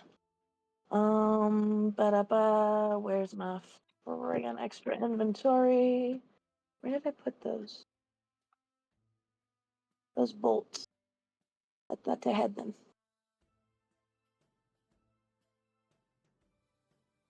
Okay, yeah, no, so I have 8 of them still. Erin's actually gonna weapons. she's gonna rifle. I was gonna say she's gonna rifle through her bag, until she finds one of the crossbow bolts. Like maybe almost sticks herself with one of them, but she's gonna hold one of them up to the Kanku proprietor here and be just ask, do you perchance sell weaponry that might go with something this small? Because I remember like they're smaller than your average even hand crossbow bolt. They're very odd. Do you know of a weapon that could go with these? Assassin's bow. Yes, we make these. You do. Okay. Does the did I catch that? Like they sound kind of excited when they ask, when they like the. You notice that there isn't much excitement. It's literally just mimicking the words and tone that was spoke towards them. Okay. Question. How many of those assassins bows have you sold before, if you don't mind me asking? Recent or past? Either. Recent. Several. Past. Many. Have you sold any of them with these strange bolts? And again, she's gonna hold it out. Is this your work or someone else's? Reaches and grabs it, spins it a few times, pokes its feathered finger to the edge. Similar. Not ours. Interesting. Tip wrong. The tip is wrong. How so? Curved. To hold poison, correct? And they nod. Mhm. Is that okay? Cool. I want to make sure I saw that right. Do you know of any other merchants here that make something similar to this? None here. Far Where? east. Far east. Bazaar. I thought so. Thought I'd ask. Thank you. I appreciate it. Also, Duergar. Undernation. Oh? The Dwergar make these. That's Beaufort territory. That is Beaufort territory. Yeah, those are the Underdark dwarves. Okay. Okay, logging that away for later. But you said you did have a weapon that could be compatible with these, yes? Yes. Might I see them, perhaps?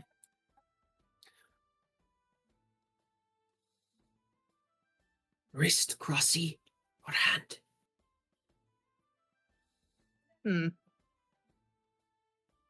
Let's be Hand. very real here. Wristy would be sick. That would be actually no. You know what? You got a point. Yeah, let's see the wrist models. You see him reach and he detaches a leather pouch from his wrist and takes off a small box. Has a couple leather straps that go around the wrist and forearm.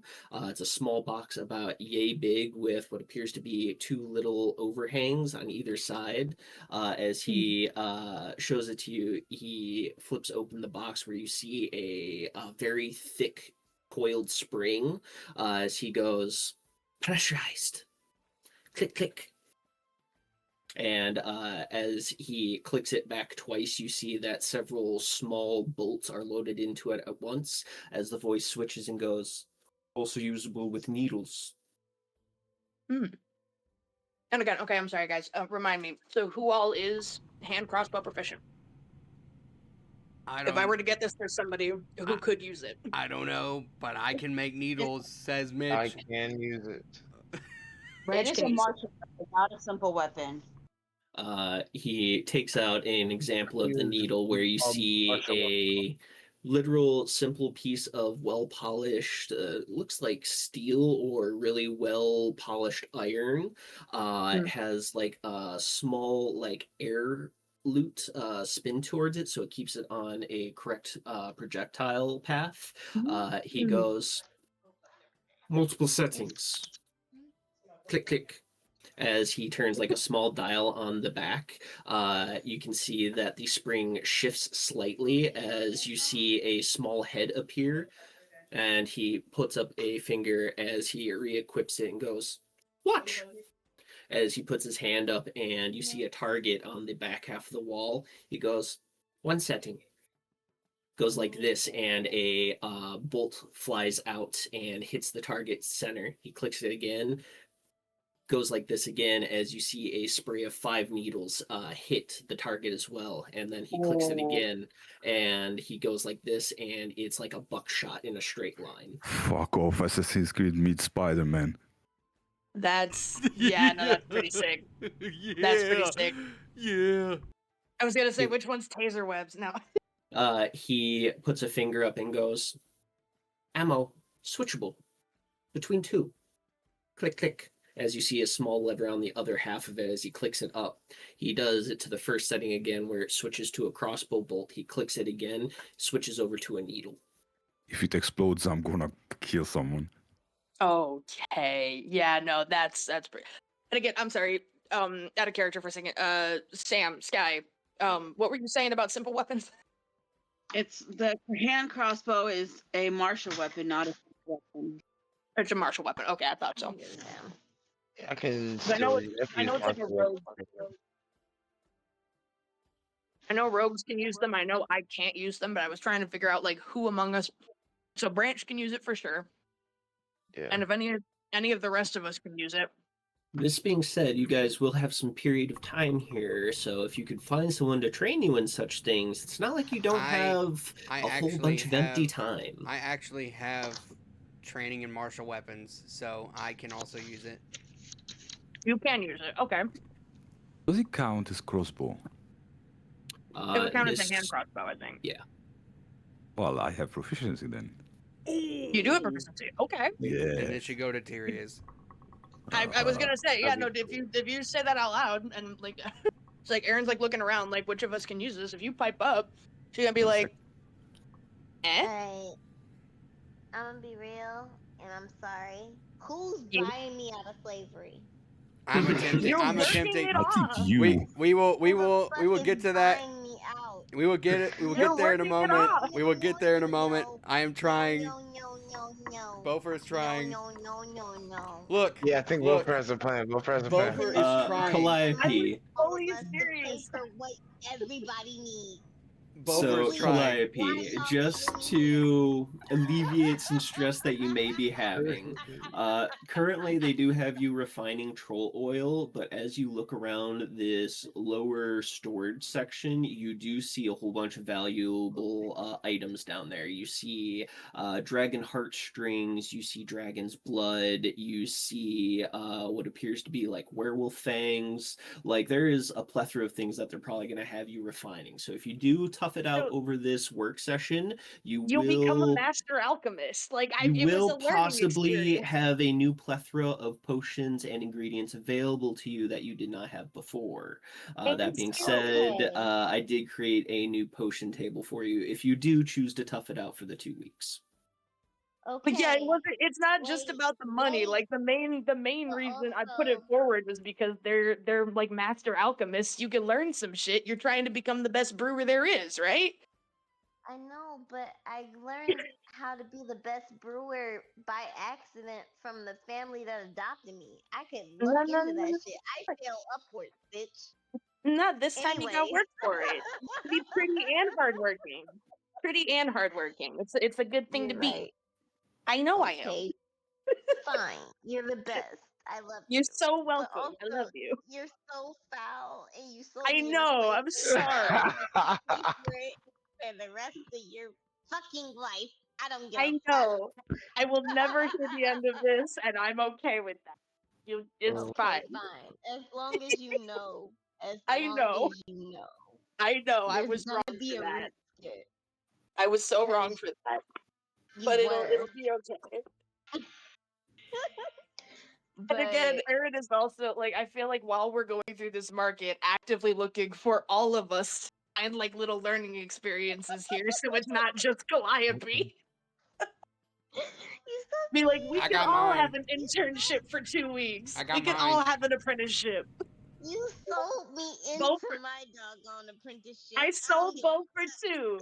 I sold both for 2. If it helps. No. It does not, but you know, it's fine. Anyway. How much is this hand crossbow worth? What does he want for it? So the And would he take trade for labor? The Assassin's Wrist Crossy is going for 450 gold pieces. Nothing. I mean, it's a lot, but it's... 450, the thing itself. Mm-hmm. Oh, taken. Take it? Of course, for that price. Okay, I try to haggle, but also I need some projectiles for blowguns. You If they have it. You have a blowgun? No, not yet. You see the Kinko kind of nod and does a very particular whistle that is impossible for humanoids such as the party to replicate. As you see a large framed lizard folk kind of like duck down out of the door and come into view. Very crocodilian in build, long snout. You see teeth kind of jutting up and down that kind of hang out of his mouth. Kind of a thick reptilian hide, a very thick tail that kind of drags on the ground behind him as he goes, "What you need, Birdman?" As the Kinko shifts and goes, "Need some of your projectiles." The lizard folk nods and goes, "Which one?" The Kinku shifts and points towards Tyrius as the lizard folk kind of moves over, still kind of like hunched over, just because the ceiling of this particular establishment might be at like the 6.5 foot mark, and he is like very much hunched over, moving towards you all. It's literally Killer Croc. It's Killer Croc. As he looks at you, you hear that kind of like low growl that crocodiles do as he looks at you and goes, "What you need?" Well, you see that underarm crossbow thingy? Yeah, I need projectiles for that. I guess arrows, I guess. I don't know what it is. Or bolts. Whatever. Bolts and that needles. I need. And also, I need small needle-size blowgun projectiles. Needle as in, I would say, 2 inches long. So you're trying to get into blowguns. Oh, yeah. Respectable. As he reaches behind him and he pulls out a blowgun. It's probably about 3 foot long, and it appears to be made from a hollowed out femur. Oh, no. I just need the projectiles. But I appreciate it. Wait. So do you have the blowgun already? You don't need to know about it. Well, okay, damn. Try to be helpful. Lizardfolk kind of squints at you and goes, "Respectable." Puts it back into his belt as he goes, "Blowgun darts. Few minutes." He turns back around and slithers his way out, as it takes him probably a good 10 minutes or so before he comes back, where you see a whole bunch of... It's probably like a small satchel. There's probably like 30 of these. You see that they are made from some sort of like thick quill, but you see that they're hollowed on the inside. So you could probably inject them with some sort of nefarious liquid if you wished. Perfect.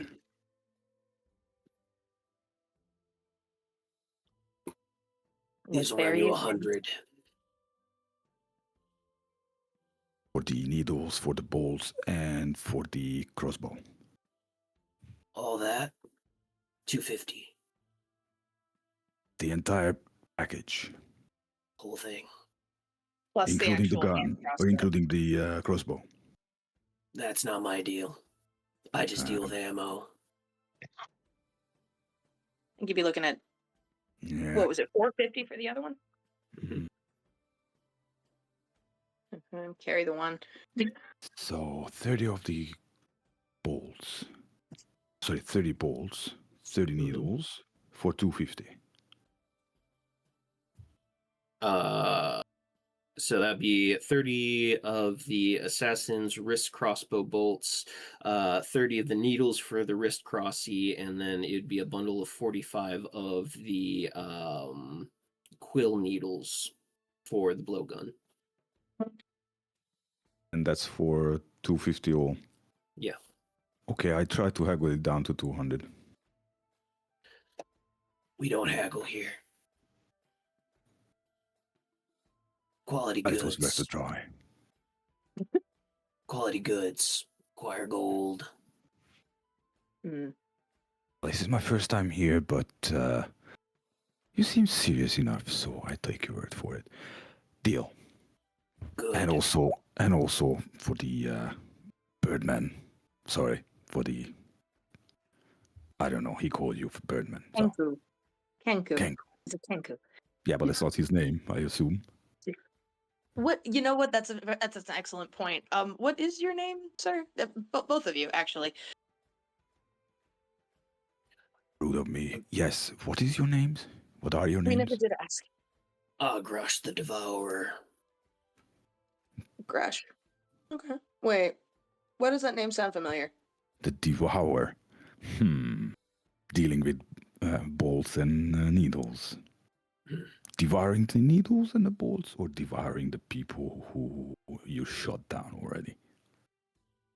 Both. Oh, respectable. Respectable. Anyway, I'll take it. He hands over the bundle of ammunition, takes his gold pouch, and goes, I'll be in the back, as he crouches down and slithers his way out through the back room as the Kiko looks back at you, refastening his wrist crossy as he goes, just one? Oh, yeah? One I is do enough? think so. Just one. Hold on, is it a set of 2? Or is it only for 1? Right, is What? it like one on each hand? Just one. Ah. Unless you want two. Then Nah, two. it's fine. It's fine, thank you. 1 is enough. 3. I was just thinking about repeating, but 1 is enough. I just like fun. 3? 1. 1. 450. 50. Okay, excellent. Here you go. He gives Best in you total is gonna be a 700. small wood box and hands it over. Careful. Some places will confiscate. Don't get caught. Oh. Thank you Such for the places reward. as... Assassins are frowned upon. Most places. Tyrion is Good an point. illegal motherfucker. He's never been smiled upon anywhere. We just That's a don't good know point. enough about him He's an to frown enigma upon wrapped in a him mystery. ourselves. So I deducted the 700 from my bank He account, could so be to a speak. Sharon for all we And know. the other one, he wants to ask the Kenku if the weapon is going to be confiscated here in this area or outside. Right. Hirsch is here. Safe. Outside, no guarantees. Okay. Much So appreciated. maybe once we get to the Eastern Bazaars, keep it hidden. Well, that concludes my business. It's been a pleasure. Good business. Pleasure. And actually, while we're here, Erin's gonna hand over 7 of the 8 like crossbow bolts that she has to Tyrius. She's gonna keep one for questioning purposes when we get to the bazaars, but like the others are his if he wants them. You should I want to keep know it where here these for came from. questioning purposes. Like Mhm. 3? I only really 3? need the one. I need the But one to he's show 3. to like whoever I'm asking. Okay, but you should have one to back up because you're gonna have to shoot one in somebody's shin to show that you about it. Okay, well I'm not shooting them at anybody. Tyrius is okay. I'll keep 2. Tyrius, you can have 6 of them. Okay. So, hold on, 6 of I'll what? keep 2 in case one gets taken from me. I'll have the other one in like reserve. I'm just saying. 6 of You what? know?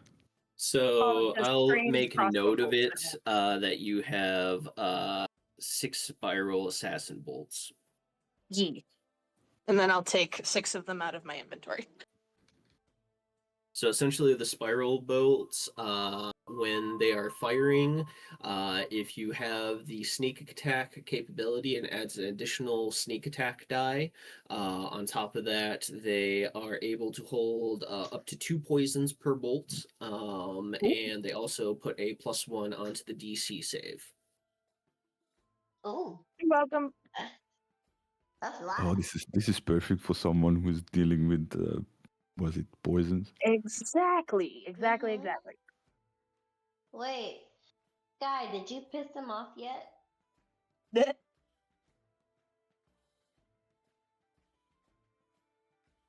No, Came Guy? so far. I've only been to the What? Arcana so far, so I haven't been anywhere else. So with Okay, that, so you is there haven't anything pissed him off. else You don't kind of. that the party would like to do at the Fletcher shop? I don't think so. Fantastic. The Kinku nods at you all and goes, Business Thanks concluded. for your supporting me. Your faith in me. As the Kinku concludes business, you see him jump up and grab a piece of cloth as he throws down a shader over his booth. Oh, he likes the dark. Oh. No, he has sold a particular item, and now business is concluded for the day. Oh, he's just done. Okay. Yep. We set him up for the rest of the day. Tight. Okay. Lele, let me back in when I knock on the door. But with that, Lele? the party who isn't Lele? refining materials, you guys would all come together at some point during the afternoon. Where has Bofer been this whole time? I was gonna say, where? I was He's just been walking with around with Sky at the Sky. Arcanist. Yeah. Just walking around. No, you're still with Sky. Okay. No, Yeah. I'm I looking think for my car key. you past the jewelry, My like key card. I'm gonna mention to Bofer, and like we probably would have passed a jewelry store or something, but like talking to Bofer, that ring that he had, the really big one, if I want to learn how to make stuff like that, like it doesn't have to be magic because that's gonna take a lot to learn, but how you make hammer stuff and you make weapons, but how do I learn how to make Oh, do you just want to learn how to make pretty, like, just beautiful jewelry? Well, the owl guy had like rings on all the fingers, and if I could learn how to make I'm like sorry. headbands and and maybe stones for Alright, her thank you. that you make, I appreciate it. really cool. And maybe it would help the party. Um, I mean, yeah, it's not a hard. It's not that it's hard. It's that it's tedious. So it's a lot of very fine motor skills. It's a lot of Oh my god. attention to detail. It's a lot of, and I'll mind link with you and show you Rashanka's short sword slash hairpin, and I'll say, notice the design with the runes and the many jewels and the way that things shine and making sure they're polished, making sure that the edges are all soft and sanded, making sure that, and I'm pointing this all out to him and go, all that is not a requirement for. There's no requirement for necessarily hardcore skill. This is a skill that involves decadence and attention to detail and patience. You have to be okay with maybe the first try didn't work, so you reheat and retry. And so it's a process of, it's like a metaphor for life. Sometimes things don't always go your way the first time, so try again. It's okay to try again. You have to just keep trying until you get to the point where your eyes view it as beautiful. Because beauty is in the eye of the beholder. That kind of works when you were fighting too. You don't kill the thing right away, then you got to keep at it until it dies. But I I mean, mean, yeah. if I could learn how to do something like that, then I would have stuff to barter with, and Okay. maybe use some of the gemstones that you have to make stuff with. But I don't really know a lot, and let's be honest, I don't have a lot of skills, but that's something I could probably do and something I would enjoy because they're pretty. And I could wear jewelry because I like jewelry. Yeah. That's yeah. Um, yeah. I mean, I could teach you when we have spare time, and I can show you some tips and tricks. I think I did. I not already kind of. Well, no, you were pretty hell bent on getting Diamond Heart's number. Uh, uh, A little bit, yeah. A little I bit. you I was a might little, have a little focused on that. you might have I happened to have kick Shame on you. So yeah, yeah. you did. I didn't get the chance to actually teach, but yeah, no. I think Beaufort Not what kind you of. learned. I think Beaufort kind of becomes. I think Beaufort kind of becomes just like a proud dad in the moment for a second, Oh. and is like, yeah, yeah. Let's get through this. Let's get through the bazaar, and me and you can sit down and really. I'll start teaching you. I'll leave the magic out of it and let the magic just be the beauty of the piece you build. Okay, cool. Cool. Big brother Characters like broke. Mitch had mentioned, be training and things like. I'm thinking maybe I can pick up like proficiency in jeweler's tools or something. Yeah. Ooh. Yeah. Absolutely. That'd be sweet. Because I'm thinking like we can put that between the jeweler's tools and both the blacksmithing we can make stuff or And you got that cool eye. Like you can use your cursed eye for good. Mm-hmm. right. Mm-hmm. Thanks. And Also like making potion bottles or stuff for Calliope and stuff for Tyrius and like just different things for the party we could pick up throughout the setting out and doing things, and that would be helpful because I'm not very helpful with this herbalism kit. So uh, that it's about this time where Drella comes down as you are finishing your first large batch of troll oil calliope. As Drella flies over to you and goes, "All right, Calliope. I think it's about time I cut you loose for the day. You've done a fair bit of work, BRB. so enjoy the rest of your evening. I'll see you tomorrow." The rest of us are about to smell that.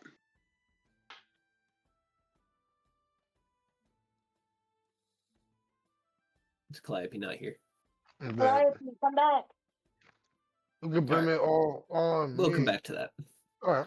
So, with that, as the rest of you find one another, share with what you have bought in the bazaar so far, what would you all like to do with the remainder of your day? I know Beaufort has a task to deal with Mr. Dorian Moore, but what would the rest of you like to do?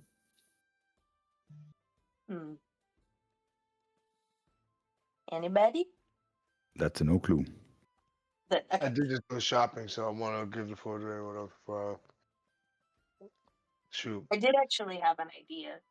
I was gonna see if there was anywhere like is it just the market and like the inn, or are there other facilities here behind the red door? I mean, you're more than welcome to find someone and ask. Okay. Whoever is nearest that might be available, whether it's Arancina or maybe if Gilmore's around. Gilmore is not around, but you can definitely retrace your steps and go back to the dining hall and find Archinia. Okay. Because she does actually want to ask if there's any kind of like how there was the training yard at the guild, if there was anything similar to that here. Absolutely. As you take a quick 10-15 minutes to retrace your steps, Calliope, Drella has released you for the day. She is quite happy with the amount of troll oil that you have refined, so she is cutting you loose for the afternoon and evening. She says she'll see you tomorrow. Lay down. Just lay down. Okay, okay. So, Calliope, you are able to rejoin the party for the afternoon and evening. Drella will see you tomorrow morning. And as you reconvene with the rest of the party, they head back to the dining hall, where you do find Archinia having a conversation with the esteemed elder. With the esteemed who? He is that humanoid form clad in black flames. Oh, that guy. Okay, Okay. can you hear me? Can you hear Yes. me at all? I hear you. Yes, we can hear you. Talking shit the entire time. Oh no. You were trying to talk that whole. Oh no! Oh no! Fuck. That being said, though, Calliope would curtsy to Arachinia? No? Archinia, yeah. And I think I would make my way back to. Can I determine where Aaron is based on a mind link? Oh no. So you would have rejoined the party. They would have been walking past Drella's alchemy Okay. store as she Very released trouble. you. So you would have joined with them before they made their way back to the dining hall. Okay. Can Aaron's I be in so covered much in? trouble. Can I have stinking goo underneath my nails and some caked in my hair? Absolutely. However you want to do it up. Okay. Not your Calliope, hair. covered in muck, is going to float slowly up to the party, but specifically to Aaron, making Yep. direct eye contact. Is she saying anything? Hi, Calliope. Where have you been? Huh? How was Where work? you been? Aaron just kind of. How was work? Work? You got a job? Calliope is glaring at Aaron, just Yep. dead ass. Yep. And Aaron's just gonna hang her head. Calliope is sweetly going to tell the rest of the party, yeah, I found some nice pixies to train under, and they're teaching me to make troll oil and insert all of Your first trip? insert all of the nasty viscous stinking Mhm. oils, all right? Yeah. Insert Are all you of those actively? oils. Are you mind linking with Aaron to like be like, this is what you subjected me to today? No, yeah. On the other hand, Calliope is mind linked with And you Aaron, mind cussing link her the fuck senses. I'm sorry, Calliope, say that again. On the other hand, while Calliope is smiling and telling everybody what she's learning because she's an alchemist, Yeah. she is mind linked with Aaron, cussing her the fuck out. Yep. It's a constant stream all day.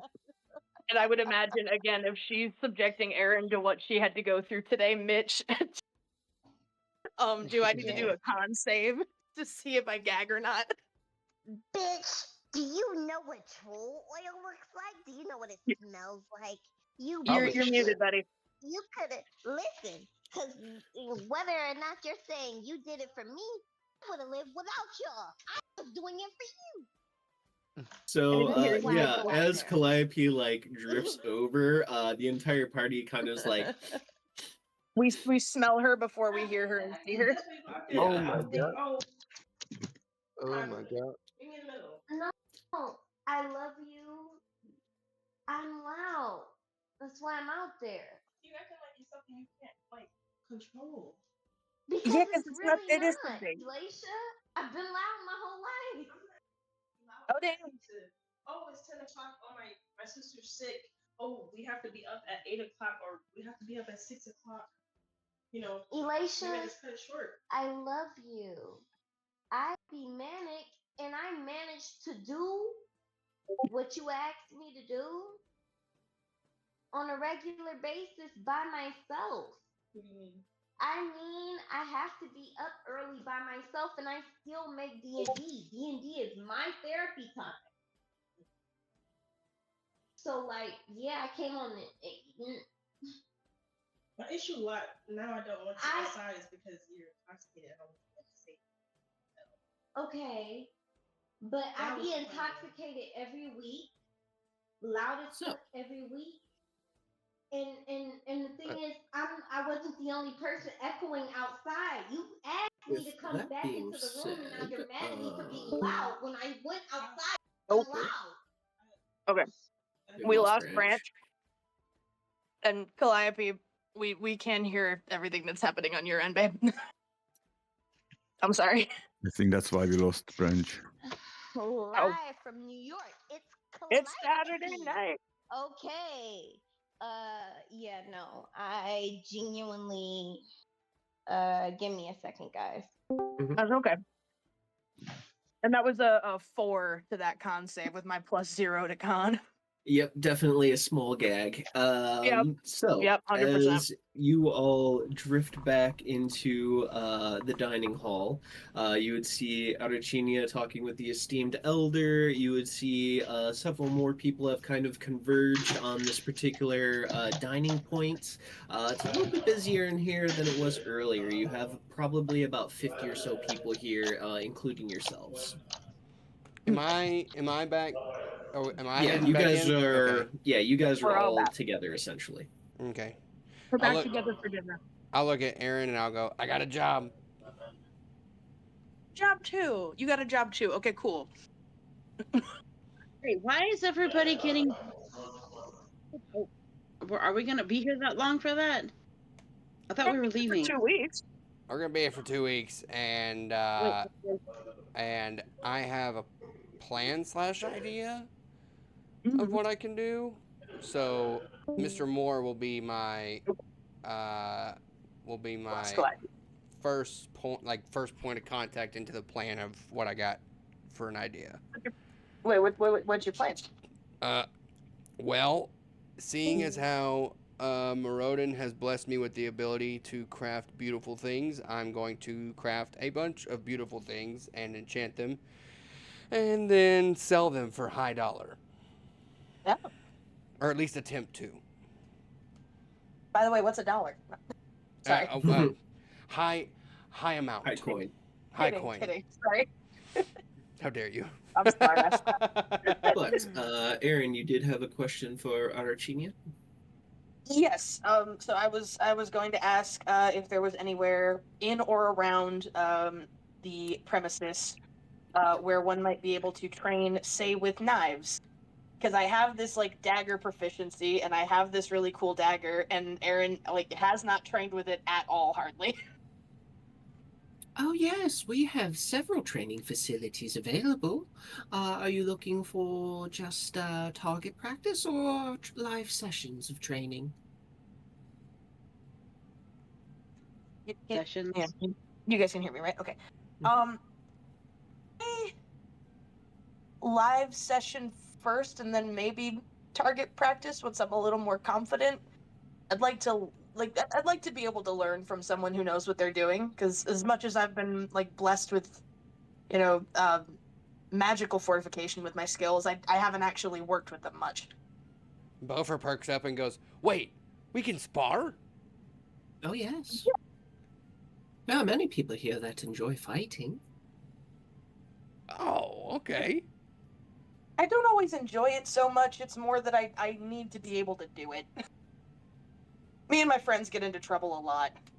I look at Aaron and I go, "Is your friend that we saw earlier?" I'm trying, Bofer's trying not to name his name out loud because I don't know what all the decorum is around your hand thing. But Bofer's like, "Is your friend It would be stupid to say Gilmore." Yeah, I was gonna say, if I didn't say it, Aaron was gonna just straight up say it. He's the proprietor of the inn. If anyone can have their name said here, it's the guy that runs the place. Okay, I was also in the middle of my conversation with my friend Mason, so I didn't catch if that was allowed or not. So I was just. The more you're saying it, though, the more I'm realizing maybe refer to him by just the curator, maybe just for simplicity's sake. That's the name. Bofer wags his finger that's the name. Yeah, that's the one. Is your friend the curator here and does... We'll go with titles. For respect's sake. is the curator here? Maybe since y'all are a part of kind of the same team, maybe he can help you with honing your abilities with the young lord and your fighting skills. Father is available. He is currently resting in the meditation room. I Beaufort wonder puts if his maybe hands up I like leave him this. to it. Maybe I leave him to it tonight. We speak in the morning. Okay, you want I to go don't wanna spar with disturb me? Father does not necessarily rest. He simply just meditates and enjoys a bit of wine. You are free to talk to him if you wish. I'm so confused. You fight on purpose? Yeah. Wait, what? Yes. Yeah. I mean, yeah, Sky. What do you mean? Do we fight on purpose? I mean, I've only ever fought to protect myself and stay alive. I've never fought anybody, because it was fun.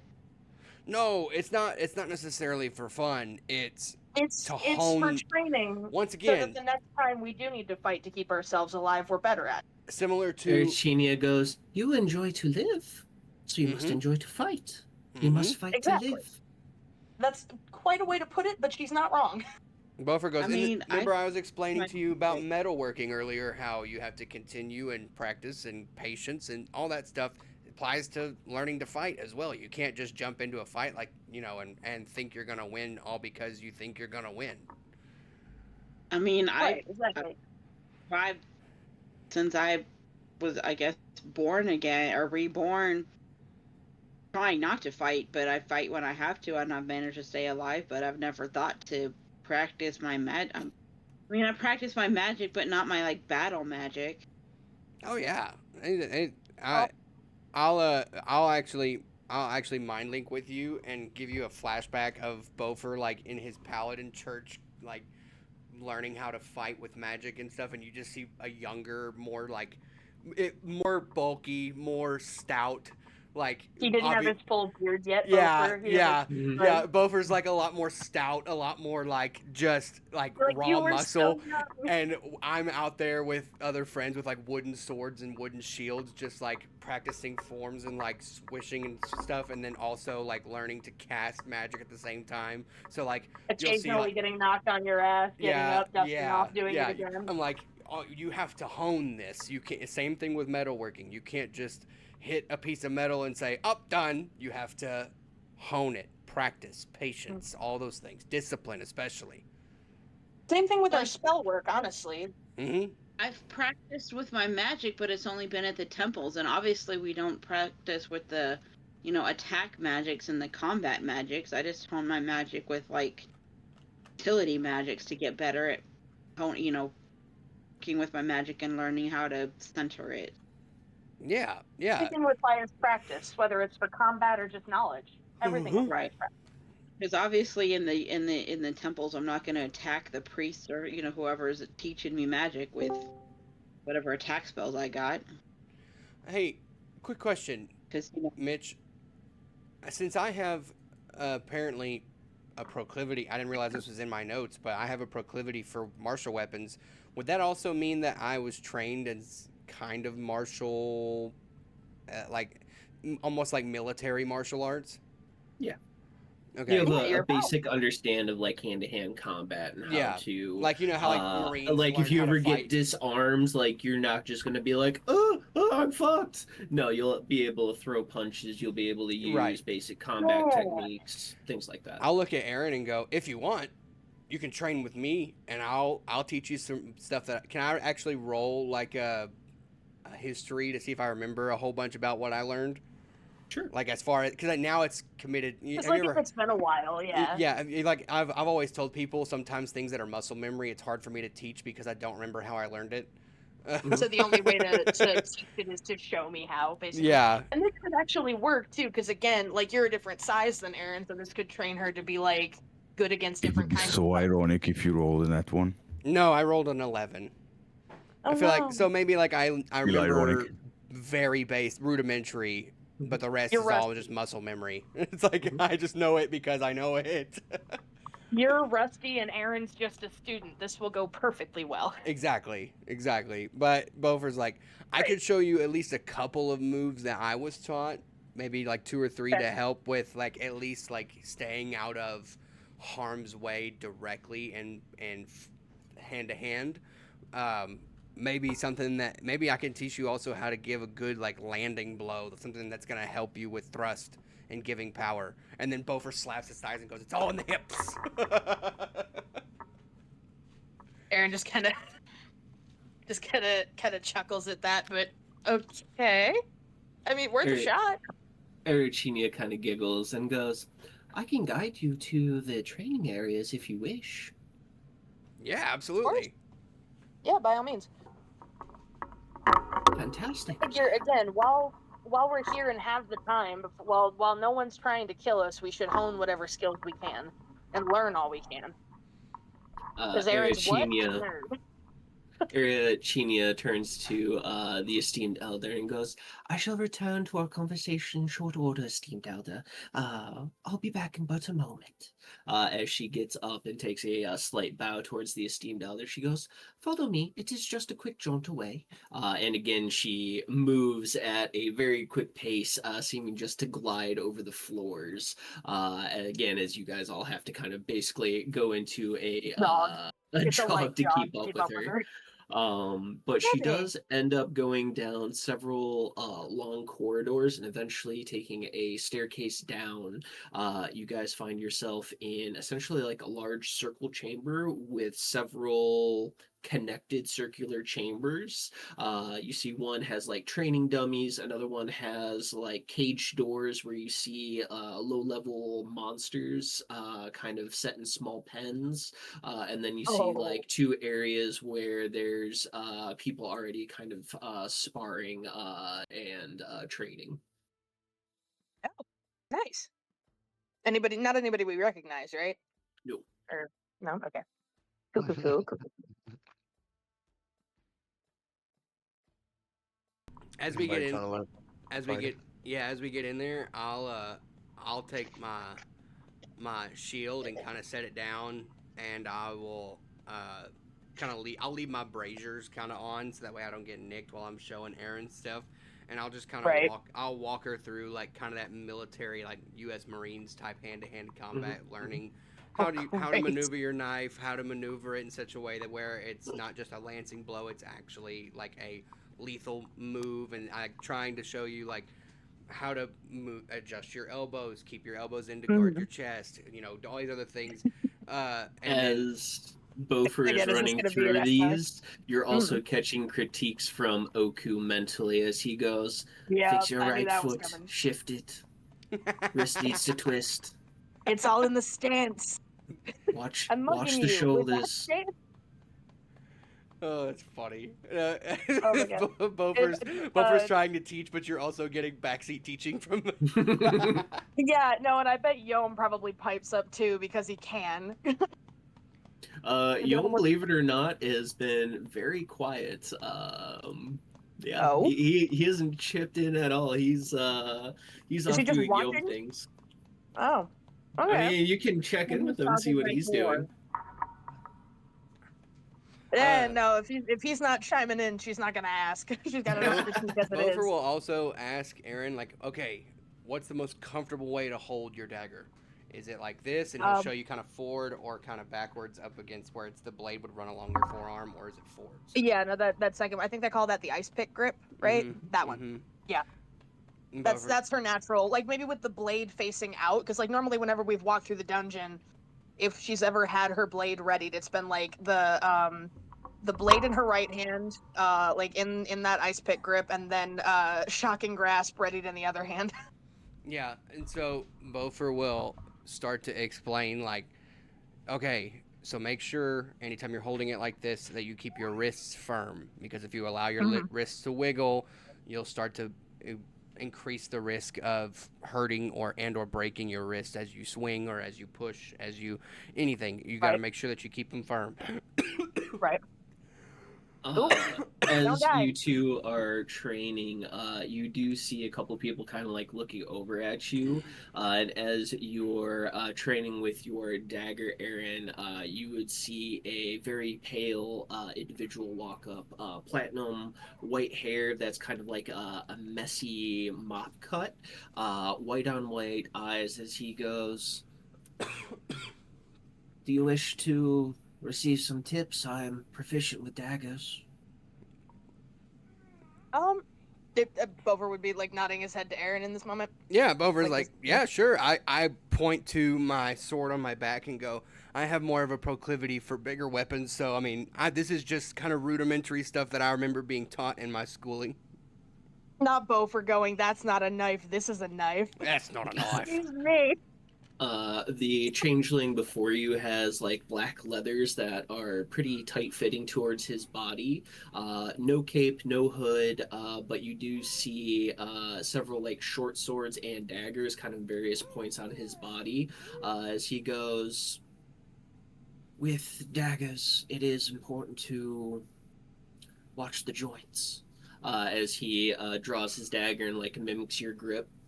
Are you combatant or a caster? Both, but largely a caster.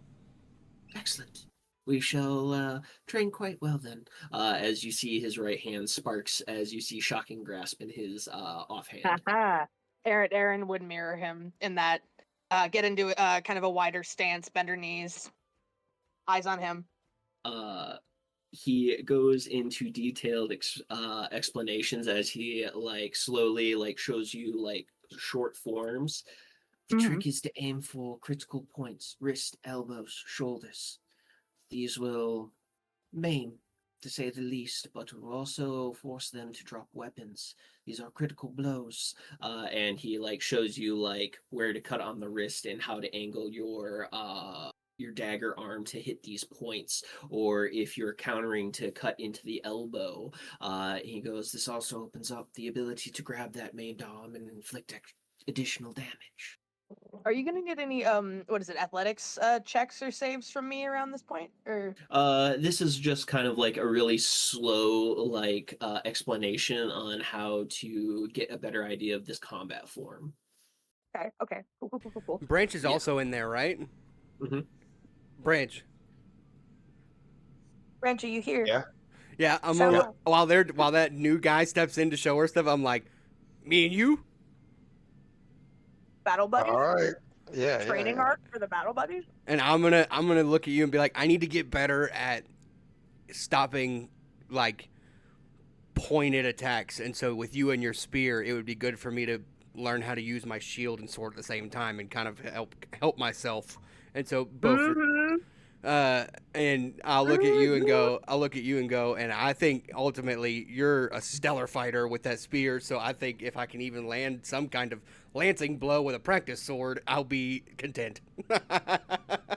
Especially since the last time he got shot, the bolt was about the size of a spear, so yeah. I would also like to add, for those who have been looking around, everyone is using real ass weapons here. There are no wooden weapons here. No blunted weapons. No. We're going for real. For real and for Yikes. true. Hold on one second. I'll be right back. Oh fuck. Hell yeah. I figured You're while training. while they're doing that, I will say, and like we're going through the forms and all that. Who, by the way, this changeling who just walked up, did I ever get his name or their name? He did not introduce himself, but after a little while of training, he'll realize and go, I am Jasper. Jasper. I feel like Erin's already had her name spoiled, so she's just gonna continue to use her real name because at this point, fuck it. When we first got here and we were signing in, we were using fake names. I think at least some of us, but it's fine. Yeah. But yeah, he has essentially given you the basics on a close range spell sword combat technique.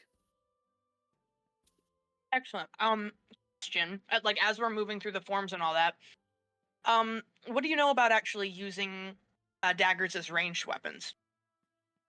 Because that's really what I'd like to focus on if I could. He smiles and goes, very well rehearsed, actually. As he puts his dagger away, he reaches up towards his chest and he pulls out several like throwing knives and daggers and just begins like throwing them at one of the target dummies, not even in this room, but in the room across, and is hitting body shots. Okay. Erin's gonna stop what she's doing, just like fully like, whoa. Okay. Can you teach me how to do that? She points at the at whatever dummy he just hit. Be like, how'd you do that? It takes a lot of practice, and I have developed my combat style around both mid and close range combat abilities. I am here for 2 weeks, and I have as long as we'll be questing to practice on my own, and friends who will help me. What can you teach me in 2 weeks? Let us get started. As you're doing that, I'm gonna look at Branch and go, "Have at you!" And I'm just swing.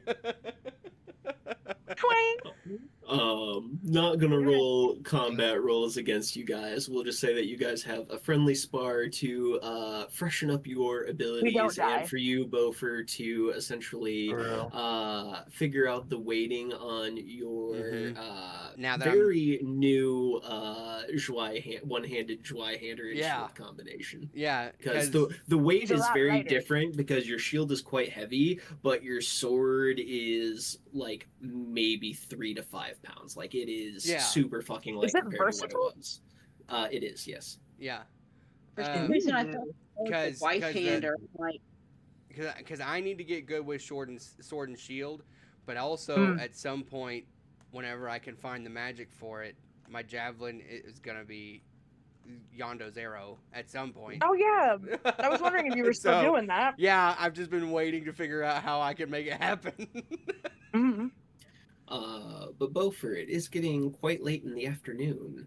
I will wipe the sweat and I will run and give Branch like that bro like arm thing like Beastmaster handshake. Yeah. And I'll be like, good spar, buddy, good spar. I have to go to work, so I'm gonna go do that and try to make us some money. Oh my god, we all have jobs. Yeah, and then all of a sudden, as Beaufort's walking away, you hear hi ho, and Branch, as Beaufort is leaving, you do see a centaur approaching you. Roll me a history check. What you know about that? This centaur is covered in dark, kind of like. I rolled an 18. 18, that's very nice. You see that he has dark fur head to toe, even on his face. He has deep set eyes. They have like a slight reddish tinge to the pupil, and you see that he has two large horns that kind of jump back like antelopes. As he approaches you, you realize that this person looks very familiar from the Marrow tribe that you often traded with back in the Feywilds. Hey, I don't remember your name, but how are you? I know we're old neighbors. But that he nods and goes, Dushvarik, and puts out a handshake towards you.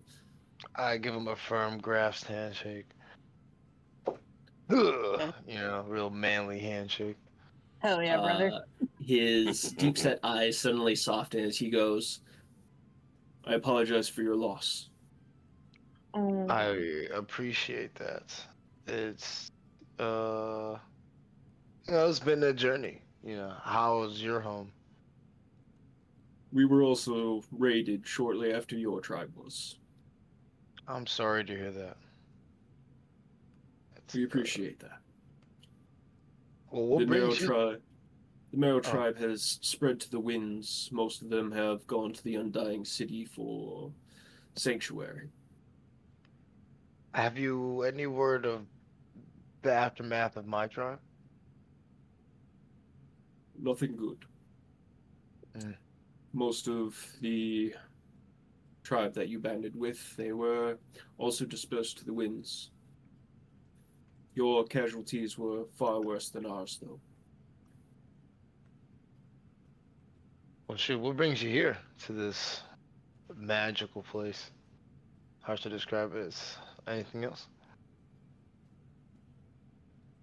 I left the Feywilds to find myself and perhaps find some vengeance. Oh, what are you looking for? He reaches into one of his side satchels and he pulls out a poster of a Workin orc. This one having a heavy scar going across one of his eyes, and you see that half of his face is covered in a metal plate. Oh shit. Oh shit. Oh Is it no. personal? It is. Well, I would love to uh give my services, but I'm kind of caught up with my buddies here for at least for the next 2 weeks. But You are also going to the Far East, then, yes? yes, we got some friends out there that need some help. Some people that need some ending too. So That is my destination as well. Brand's really, bounty hunter arc. oh yes, would you like to? I mean, I'll probably have to talk to it with my companions, but I'll love to um have you along. Nice to have an old friend nearby.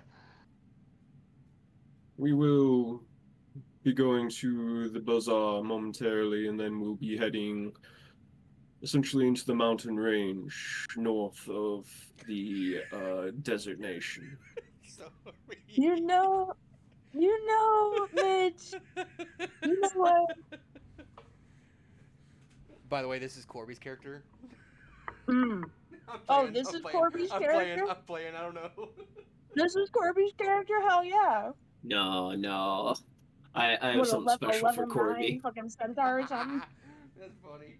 No, Corby's the BBEG. We've established. True. She's I love. Elthira Bat. Oh, oh no. Well, Or, no, or we like can't. one of the Pendrakes or something, maybe. Maybe she's Of a Pendrake. We course. don't know yet.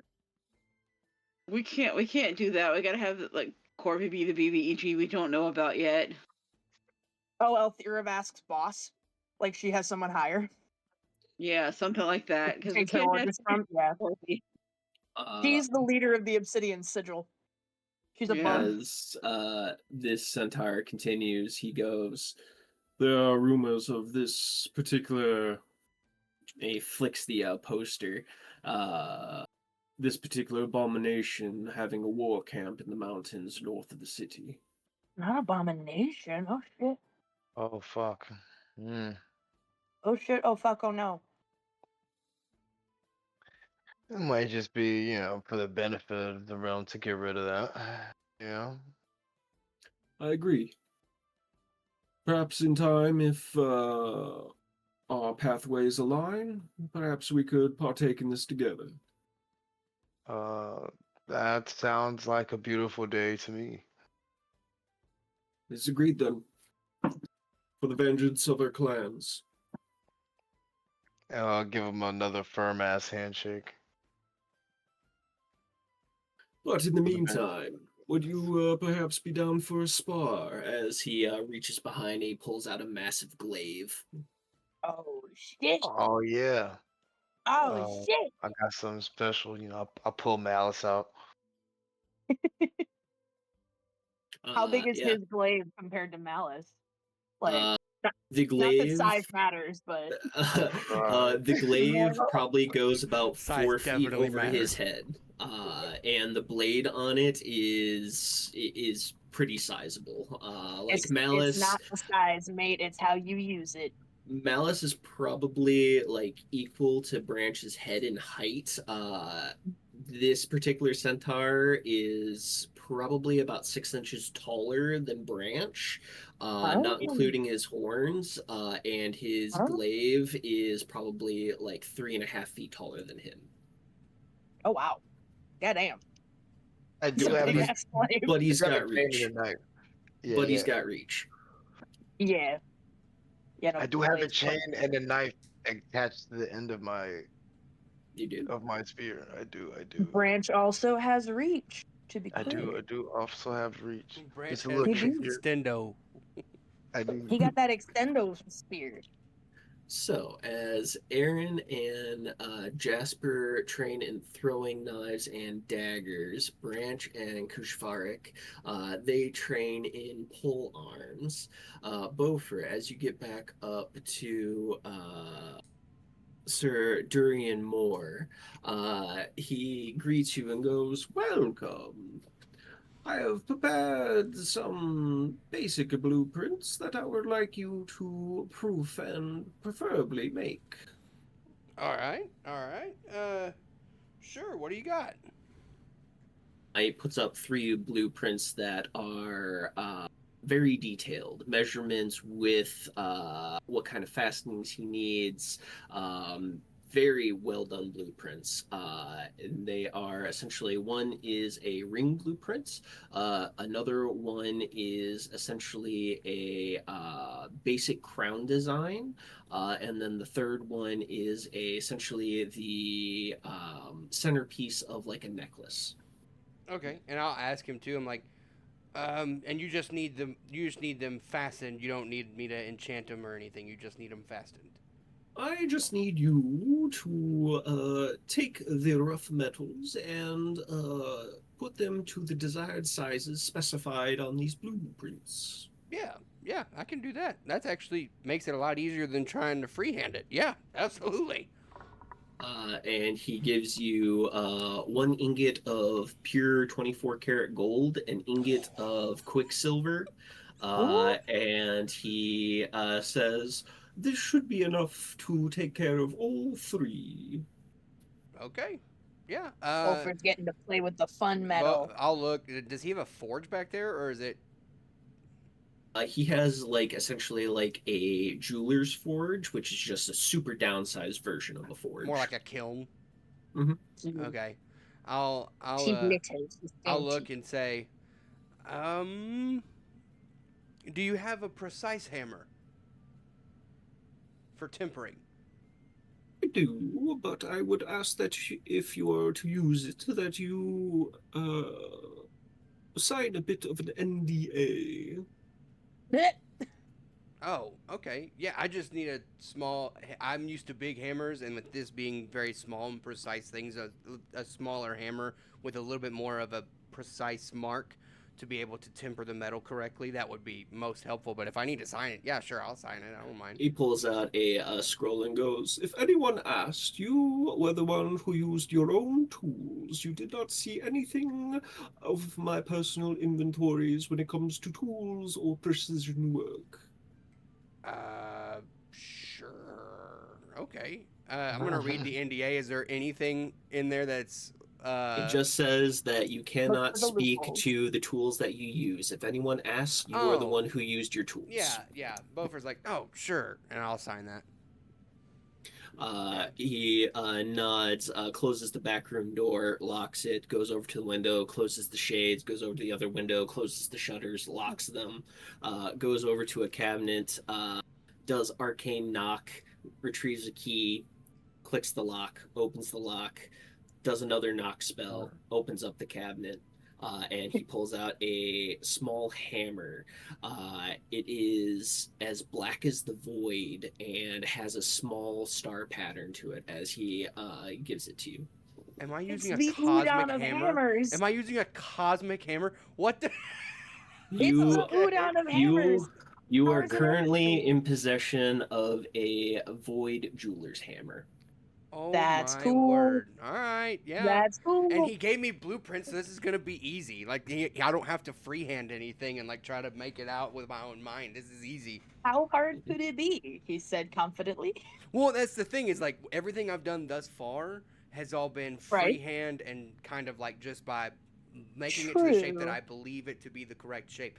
He's got it mapped out with calculations, math, exact math. He's like, yeah, no, it's all very precise. Yeah. Durian looks at you and goes, "It will take a moment to attune to this. It will not be permanent, but it will be momentarily very heavy." As he hands it to you, and as you like grab it, this tiny little hammer, it feels like a war maul. Yeah, you just got like dragged to the floor. No, I've carried way heavier things, but Bofer's like, woo, golly. Shit. Oh no. You see like the veins in Bofer's wrists because I'm having to grip it a little tighter. Like, oh my god. Like, oh god.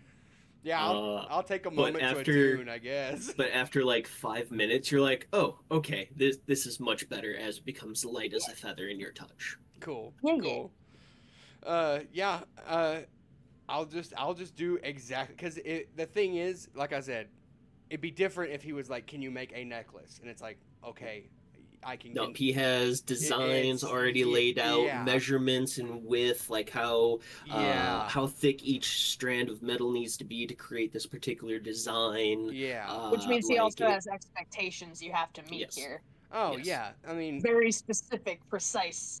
Yeah. But he's made half of the work I already know to do way easier. Yeah. Exactly. That being said, which ingot and which blueprint would you like to start with? I'd probably start with I haven't made rings or I've made a couple of things that are like in armor that like rest on your chest, so I'll leave the necklace thing for last. I haven't made rings or crowns yet, although I have made helmets. I think I'm going to go with ring to try to see if I can tackle that first. And which ingot would you like to use, Quicksilver or the gold? What does he have on his list? He's leaving the material construction to you, so whatever ingot you would like to use for the construction. Between the 2 full ingots, you will have enough material to make all 3 items. Oh. Okay. Can I use a little of both for each? If you wish. Yeah, I'll do that because I'll use the gold for the more decorative elements. Well, yeah, decorative, but also for like because Quicksilver, if I'm not mistaken, is just like a shinier silver, right? It has different properties than silver. Is it Quicksilver Mercury? No, silver mercury is a different element altogether. Yeah. But no, yeah, I'll use the gold because gold is also a soft metal, so I won't use it for anything that's like heavy duty, like what it to hold the construction of the item. However, I will use it to heavily decorate whatever I'm building. So I'll use them kind of interchangeably. Very nice. I'm not going to actually. You know what? Roll me 3d20s flat. Okay. 19 on the first one, a 2 on the second one. Oh no. No, that's a nat 1 on the last one. Oh no. Do you have any inspirations you'd like to use? Yeah, I have one. I have one inspiration. Heroic inspiration. That's the one you told me is. Which one's turns that? Into a nat 20. Okay. Mm-hmm. So I'll change the nat 1. Or hero point is the natural 20. Okay, I have a heroic inspiration. Their heroic inspiration is just an inspiration. Oh, okay. Then I'll re-roll. Yeah, I'll re-roll the nat 1 to a 3. It's not a 1. Yeah, it's not a 1. Yeah, I guess. Not a 1 is better than a 1. Yeah. So as you are finicking with the ring, you move a lot of material very quickly. Like the ring takes form in probably less than a dozen hammer swings. Like this little fucking hammer moves so much material at once, even without putting a lot of force behind it. Okay. Yeah. I guess how to roleplay this is my question. What's the 3 rolls? Is that for one for each item? So there are some modifiers that I'm adding to this because you have the blueprint already, you have the material, and you also have a extremely rare tool that you are using. Gotcha. So there are modifiers. So even that 2 is the 2 becomes a 15 essentially. Yeah. Okay. All right. Wow. All right. So, okay. Well, then I will. Force behind it. Essentially, the only way you could have failed this is if you rolled a 1. Okay. Yeah, that's fair.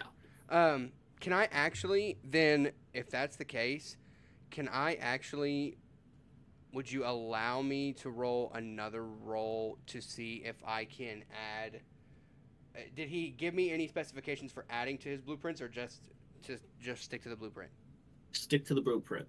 Okay. Can I add my signature like I was taught to do? If you wish, you can. Did he specify that was a no-go, or just stick to the blueprint? Nope. I would recommend, as the DM, that you put it in a non-noticeable spot, a hidden mark, as it were. Okay. Like a hidden Mickey. Mm-hmm. Okay. For the ring, I imagine there's like a jewel that sets in that he's trying to add to it. I will put it at the bottom, like where ring, and then where the casing with the gold fits to hold the jewel in place. Underneath the casing, in between the frame and the casing, I'll put it there. And all it is it looks like this. Hold on, I'll show you what it looks like.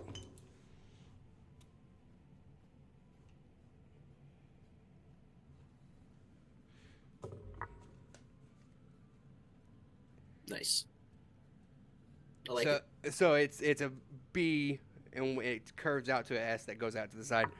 So I'll do that on the inside of that for the ring to keep my signature there, because that's what Rashanka told me to do. Mm-hmm. Very nice. Your signature is BS. It is BS. But this crafting, despite the tools you are using, it is pretty intensive, like keeping all your measurements in line, constantly going back to the blueprint. Like, it is time consuming, but you do complete the 3 before mentioned items pretty much around the evening time, right as he's closing up shop. He nods at your work and goes, "Fantastic, fantastic. We shall speak on the morrow." Okay, yeah, sounds good. I imagine he took the hammer back. Yes. Okay, yeah, I'm about to say, I don't want to leave. I don't want to take the hammer with me. Yeah. As soon as you're done, he basically gets the hammer from you and puts it back in the cabinet. Closes it. Casts a spell, locks it, casts another spell, and then goes around and unlocks like the windows, unshades the other window, opens up the door. Yeah. I'm dying. Paranoid's a crazy, crazy drug. Anyway, I will. I'll look at Mr. Moore and go. I hope I held to your satisfaction. I will see you tomorrow. And again, if you need me, by all means, give me a shout. I have you in my memory now, so if I have need of you, I shall send you a message. Absolutely. And if like we had spoken to earlier today, not to keep you any longer, but if you have any metals that you're willing to to sell, or to you're not looking to use, I would love to be able to get a hold of them to kind of help bring the funds back into my friend group. We found out that all of our gold is gone, so now I'm kind of taking the reins on as the person who crafts things to kind of help bring our funds back. Well, I cannot guarantee you gold at the moment, but if you come back tomorrow and do another blueprint, this one a little bit more evasive, I will perhaps give you a half ingot of ruby silver. That sounds great. That sounds great. I've worked with ruby silver. That's great. And so Beaufort will give him a bow, and then I'll walk back to wherever the meeting hall is to try to find everybody so we can find our beds, I guess. And Oh my as god, we get you proper all beds. reconverge back in the dining hall, you would see Arachinia again talking to the esteemed elder who has finished his dinner after several hours, and they are having a hushed conversation. You don't None of you would recognize this language as they are talking to one another. And as Arachinia catches wind of you all, she goes, "Oh, why, hello. Back so soon?" Yeah, I got my work done. And And I look left at in a proper Aaron and bowl. everybody. I'm like, I got my work done. I'm good. Fantastic, fantastic. So perhaps it is getting quite late in the evening. Would you Oh, all like shit. to I came post back up too for late. the night? Too late, not yet. Fantastic. Father has told me to take you to one of the better bedrooms. It is a bit of a walk, though, so Fine to me. Y'all better not follow that vampire bitch. I don't She's know not up why, yet. but She She's gets not up, up yet. takes Don't do another that deep shit. bow to the esteemed elder, and as the esteemed elder my gets up coworker's and daughter. does a formal bow back to her, he grabs her hand and shakes it as he slowly walks his way out. It's weird. For as fast as Arachinia is, like just in her normal pace, he is equally as slow and slothful in his movements. Not as bad as the Red Sorceress Scarlet, but definitely a much slower moving individual as he takes a right out of the doorway and begins going down the hall. He gets there when he gets there, wherever he's going. Erichinia, however, gets up, is currently standing, and goes, "Well then, shall we?" Excuse me, just question. Have anybody else shown up after us since we got here? Several people have arrived, yes. We take guests at all hours.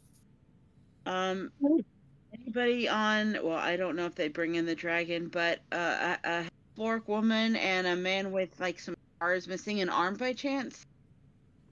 As you mentioned that, you suddenly feel an arm around you as you hear Shaz go, "Hey, sweet cheeks," and gives you a peck on the cheek. Oh no! Oh no! Beaufort's stomach hits his butthole. Beaufort's stomach hits. Entertainment incoming. Yeah, Beaufort. Look who it is. Beaufort turns white. Beaufort was already white, and he is now white.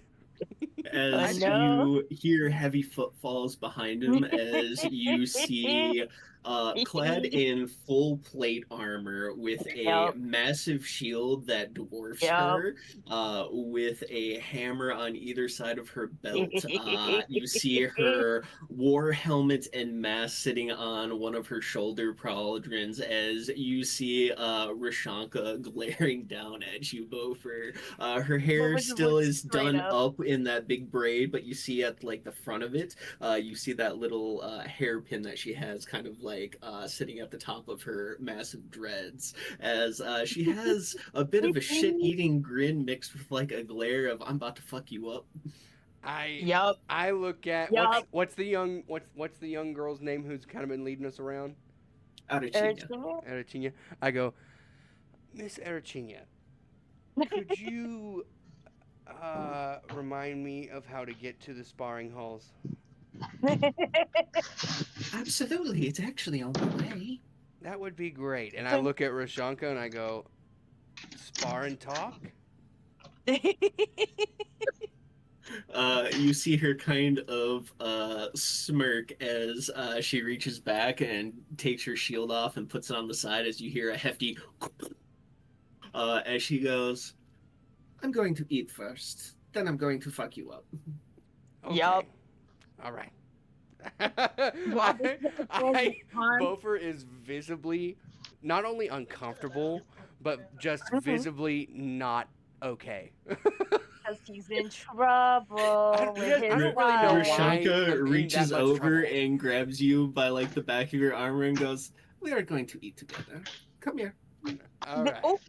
Where you going? Bofer like Where you going, little man? Bofer's like, all you had to do was ask. All you had to do was ask. Like, you didn't have to grab me. Like, it's all you had to do was ask. Maybe she's grabbing you so she remembers that you're there. Maybe she's It's a show of herself. dominance. Don't take it personal. Yeah. Giving a big hug and a kiss, and as I see all this going on with Bofer, I whisper in his ear, I assume it's been an interesting trip for you, has it? Well, it's been very interesting on the walk here. I'm not gonna lie. It's been a long time since I've seen her this fired up, and frankly, I'm just glad it's not directed at me. You are fun, Bofer. You're so fun. You fun. That's what you get. That's what you get for dying. The only time Bofer has stood up for himself was the last time. Slave driver, you don't get to comment on nobody. The last time Bofer stood up for himself was whenever we had that big fight. And let's point. Technically, Guy snitched on him because I called. He did. Okay. I don't understand. Aaron's in trouble too. Aaron sold Calliope into slavery. She doesn't get to comment on anybody's misery for 3 months. 90 days. I'm grounded. You can't comment on nobody. You can't snitch. You can't comment on nobody's slavery, bitch. I will be sending you all of my calamities. Okay. I don't give a damn. Okay. Shez looks what at calamity have I gone through? Shez looks at Archinia and go, hey Ari, is my room still over in the normal spot? Like still reserved, still got all my stuff in it? Archinia goes, of course, we will not get rid of your stuff. Go. Damn, how often do you here? Oh no, he fucking Archinia. You need to be aware. Who's Ari to him? Who's Ari? Oh. First of all, how often do you say them? How many women have this whole party is sowing seeds of injustice among everyone's relationships. Yeah, discord and chaos. This is not okay. This is not okay. The last time Bofer had to stand up for himself was against everyone in this party, and he did okay because he was backed by his god. But in this moment, I don't know if he's gonna be okay. God can't hear you there here. is no God that can save you. Yeah. God damn, how often you said you're on your own. As Archinia goes, but of course, your bedroom is untouched and in the same location it was. Enjoy. As Shaz looks over at Rashanka and goes, bedrooms are still there, as he grabs Sky and goes, let's go for a walk. This is going to be a good night. Can Calliope mind link with Sky because she's been mind linked with Aaron this whole time and has heard this? I'm looking at Shaz going, how often do you fucking stay here? Oh, we're MVPs here. Like we got friends in the hierarchy and the circle here. Like we got it made. It's a vacation whenever we come here. How many women have familiar are you with Ari? As I air quote Ari. Oh, well, her name is kind of a pain in the ass to say in full, so I shortened it, and she hasn't corrected me yet, so... Damn, Shaz is a dick. But not in like the bad way necessarily, but also yeah. No, because that's rude. Not in like the bad way. Say her name. I mean bad way in a essay way. That's what I'm talking about. What is the language specialist in the Disney movie couldn't pronounce doggone Kira's name? Yeah, Kida Gagash, for the record. It's not that hard. It's not that hard, Milo. So I will forever hold that against him. I'm like, he is the only one who could speak the language.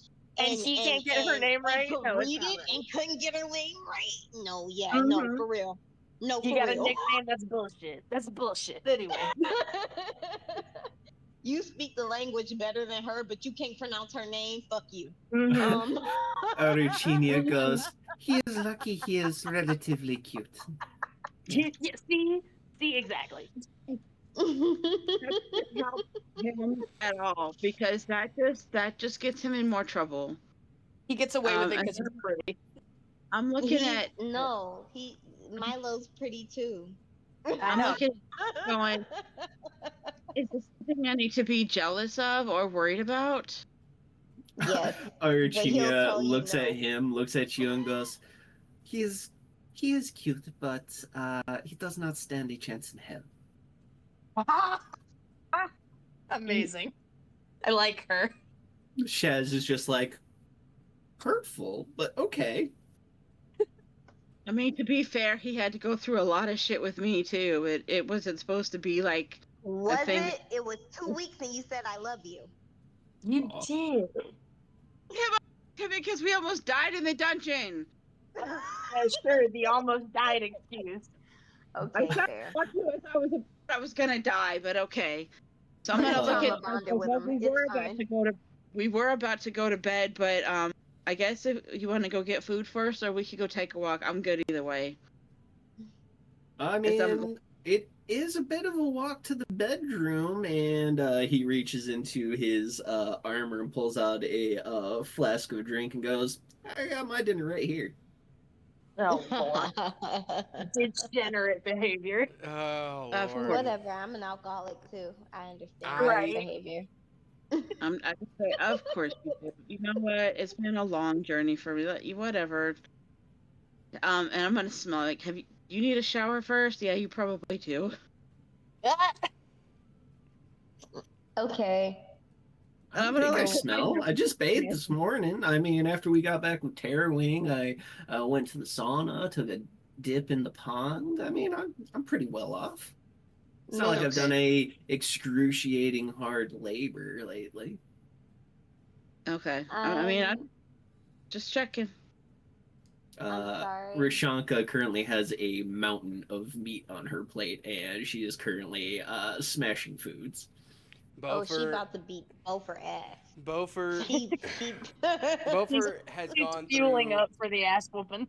I don't remember the exact order of the stages of grief, but Beaufort is at acceptance, and so he's not even going to try for bargaining or depression. No. Beaufort has skipped all of the other steps and has landed at acceptance. He's like, if this is how I die, this is how I die. It's fine. No, I already died once. I think Beaufort is, in the way that Chaz is very coarse and very straightforward. Beaufort is, when it comes to people who he cares about, tries to be to the best of his ability, tries to be considerate and kind, and kind of some people take it as weakness or as downing myself to lift others, and Beaufort's okay with that. Because a lot of it's self-deprecating. And Beaufort's okay with that. So Beaufort is just self-deprecating. Beaufort is thinking about, like, you know what?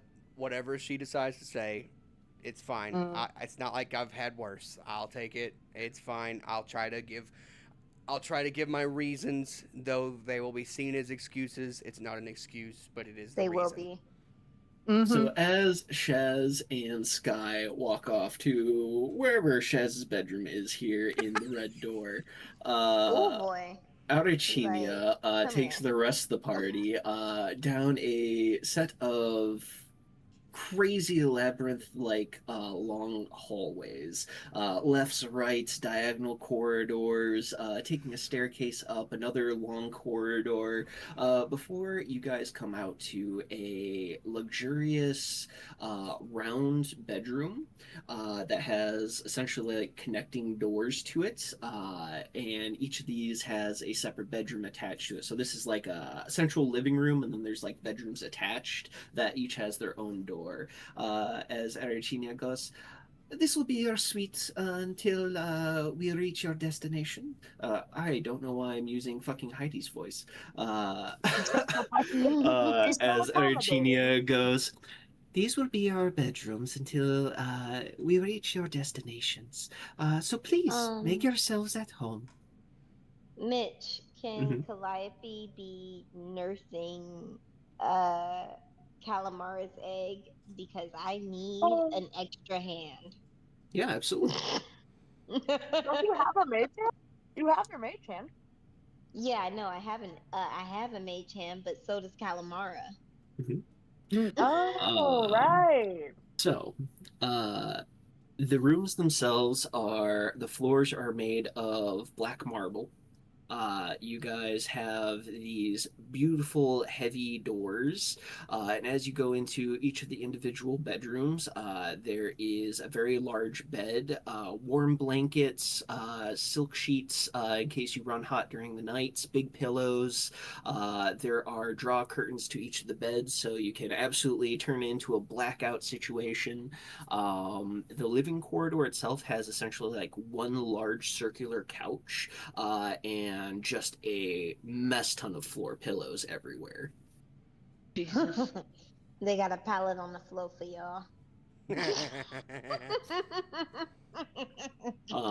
But as each of you goes to your individual bedrooms, or if you all wish to just chill in the main living quarter, there is a small central table essentially in like the center of the room, right next to the couch.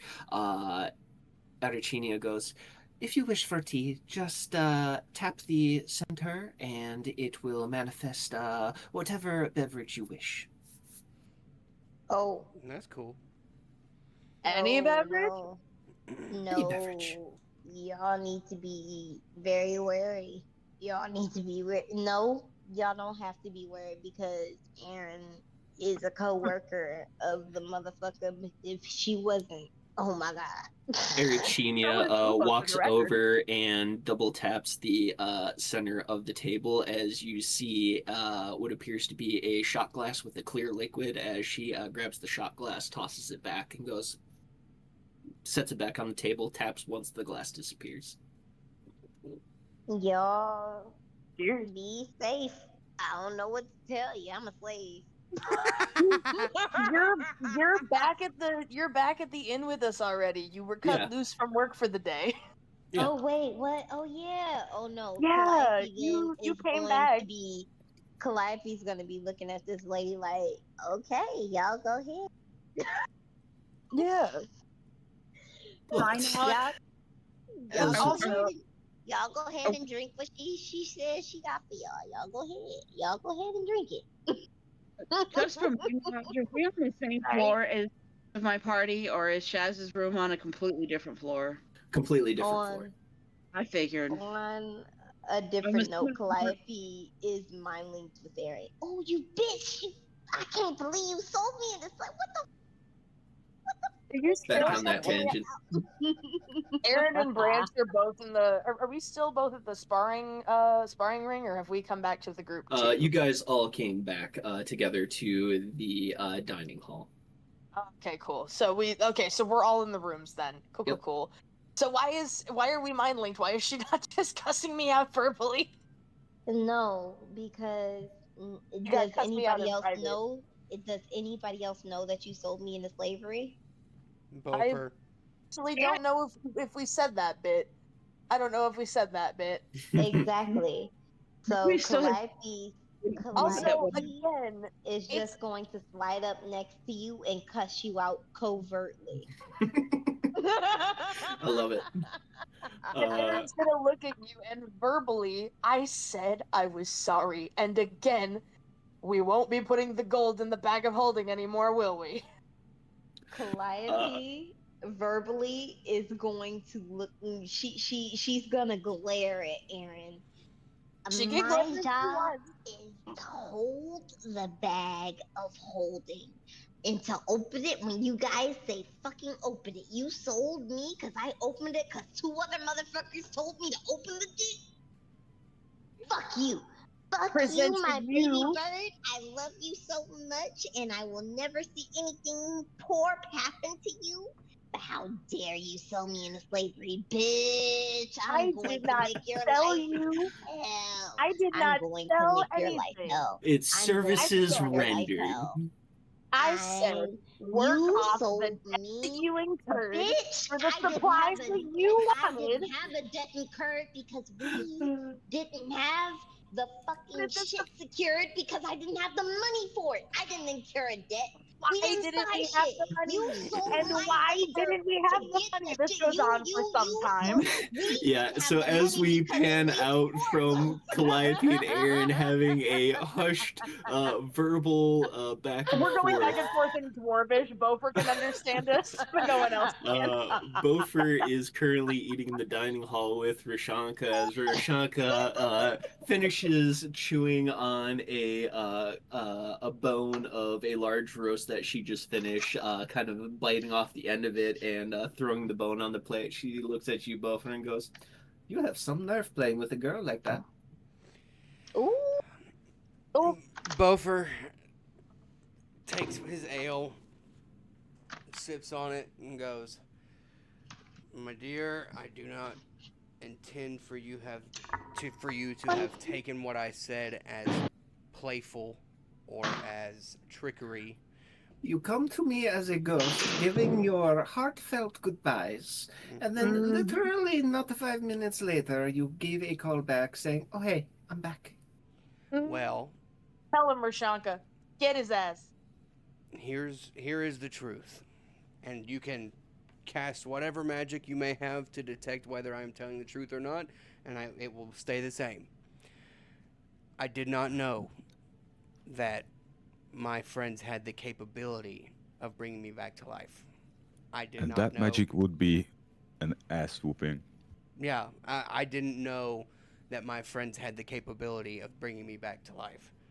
And so Neither did we. in my assumption of that, as I died and Morodin allowed me to live with him forever and constantly forging and helping him forge the cosmos, I assumed Gone to glory. that was it.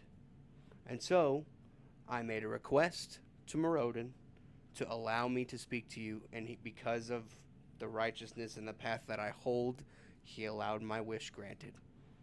So nothing that I said to you was untrue. Nothing that I said to you was not heartfelt. Nothing that I said to you was in any way remotely a way to cause you harm. Everything was genuine. I had no idea that my friends were going to bring me back. Moreover, I did not know that my one particular friend, and I gestured towards as they're walking, Sky and Chaz, I did not know that there was an open line communication between those two, or else I would have found a way to tell you myself, not knowing that she was able to speak. And Bofer holds a face, understanding that she did kind of like dominate me for a second there. Bofer is holding a face of stoic honesty. This is not a joke. Basically, This I is think not a she was game. gonna tell him. Bofer is being as honest as he can and is understanding that I don't deserve to be dominated in this moment. This is not my fault.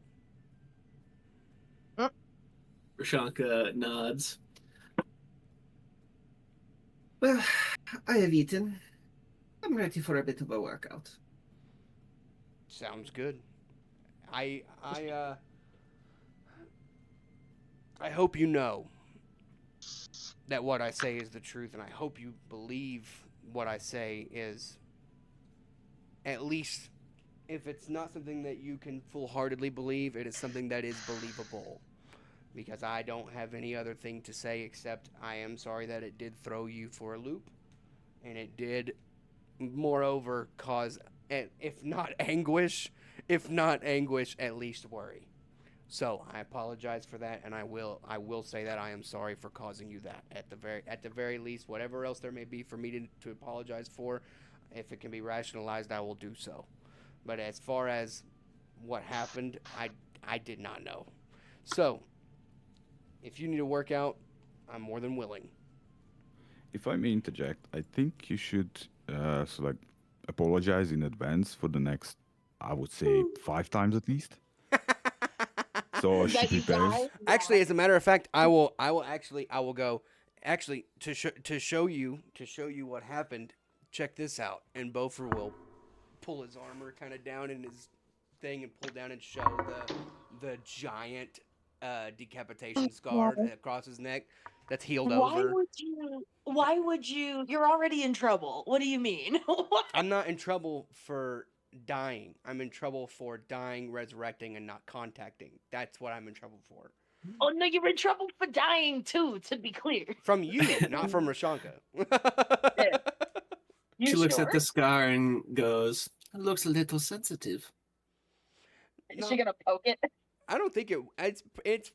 You told me it was like just a scar it's healed and I'm good, right? I mean, it's still a little angry at this point. It's still relatively fresh. That's fair. Yeah, dude, you died. Well, then again, I mean, it's not magically even healed, magically brought back it's to life. not even like 24 hours old at this point. Yeah, and so I'll go You're maybe a little fully bit. off your body. I'll go maybe a little bit, but I mean, I was able to put in some work at a local marketer's smith and had no issues.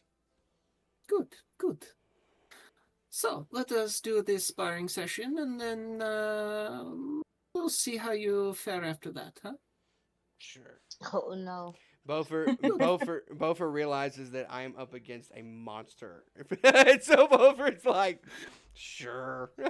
So as she like Might as well with have- one hand grabs this like massive shield and puts it on her back. Mind you, she is a tall orc. Oh yeah. But this shield literally is wider than her shoulders by probably 8 inches on either side and probably tops over her hair by at least 2 or 3 inches. That's a big woman.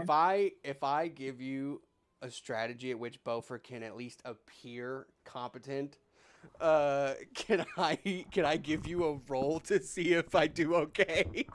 Yeah, absolutely. Here's As the if strat. she's been here 1,000 times before, she takes you to the training grounds. As there are several people already training, she whistles and goes out. As several people just kind of like take a step back and go, uh-huh. Yep. And they take like a wide berth around the two of you and go to separate training areas. All those few people in the other rooms are kind of like, What the fuck? Wait. what's going on? Let's play this out. Bofer's gonna kind of start stretching or whatever and go, okay, what kind of workout are you looking for? What are we going for? Agility, strength. What are we looking for? Bam. Oh, you're Yeah, going to bang! need both. Oh, I'm going to need both. Bofer goes, all right, and I take my shield off and I throw it to the side, and I will pull out my javelin to my side. I've made it, I remember at one point us talking about I've taken it from an actual javelin down to about, a half javy. yeah. And I will right hand my sword, left hand my javelin, and I will kind of crack my neck, and then I'm gonna go, are we going full tilt? I would have it no other way. Do not pull your punches. Okay. And I will ignite you Morodin in me and let the wide eyes black over the shoulders just... You see her put on her helmet, place on her face mask, as you see her eyes flash over white, as you see an aura overtake her shoulders. It almost looks like the flames of her forge ignite on her shoulders as she reaches back, pulls out her massive shield, and you hear like a clinking sound as if it's locking into place. As with one arm, she holds the shield horizontally, so it creates literally a fucking wall in front of her as you see her stealthily pull out a very thin warhammer. It's probably maybe only 2.5 inches wide, made from a weird material. In the moment, you're a little panicked. You can't quite tell what material it is. But in an instant, you see her make a clicking sound. The shield turns from horizontal to vertical, and she's gonna shield bash you. Great. I'm gonna let's roll athletics, I guess, and see what happens. Just for the encounter here. Roll the dodge? Shit. And I'm gonna roll in athletics. I'm gonna throw guidance on myself because this is what God intends. What God intends. Ooh, okay. I rolled a 21. I don't think it is too bad. in a flash, she appears before you, and you see the shield like slow mo, about ready to like blast you in the face as you are able to like dodge out of the way and do like a half roll on your knee as you're like ready up a defense. As you see a small shockwave shoot out from her shield, and you see the whole wall of the training area go like this. As she goes, "Oh, good, good. You're in good condition. You're going to need to keep that lock up." Question. Mhm. If I did a half roll to the side and she's forward this way, has her little warhammer, are the clips for her armor up at the top of her neck? Like when you put armor on and it buckles, is it up here? No, hers are on the sides of the shoulders. Okay, I'm aiming for the buckle. Fantastic. I'm aiming for the buckle. You're looking for a 22. Okay, all right. This is, mind you, this is non-lethal damage. I'm just trying to disarm, or really disarm her. 23. 23. You are able to hit one of the latches as she goes, "I like her style." As she takes her very thin warhammer, flips up in the air as it like leaves her hand and rotates, and she catches it again. It's vibrating with energy as she takes a slash at you with it. Bit weird. She's way outside of the attack range before you see a blast of energy shoot out from it as you see a blade of energy shooting towards you. Great. Yep. Dex? Dexterity save, yes. Yeah. So glad I 12. Nope. As you are like, oh, your javelin gets cut in half and you get hit by the shockwave, you are forced 5 feet back. Great. Holy shit. Great. Okay. All right. You know what? Actually, What? where's it at? Moment. Hold on. Moment. Where? You know the phrase, if you die, I'll kill you? I think she's made it to the second part. Yeah. Where Yeah, man. is? I'm trying to figure out where is my features list? There it is. There it is. Okay. Let me read the English on this. Okay, what is the ground dirt, I'm imagining, or is it stone? It is a mix of coarse gravel and sand. Okay. All right. Okay. I'm going to I'm going to run up and try to, I guess if the buckle is it over the top of the shoulder that I've hit, or is it just on the back that's back here, like on the It's essentially like there's a clip like right here on the clavicle by the collarbone, and then there's another one just behind on the shoulder blade. Okay. I'm going to feint for the arm and go for the other buckle on the other side. Okay. 22. Oh! That's a 29. 29. You are able to clip both of the buckles on that half as she looks over again and she goes, "You're giving me ideas." Oh God. As she points at you, and suddenly you feel very toasty in the armor bits. Oh shit. Not heat metal.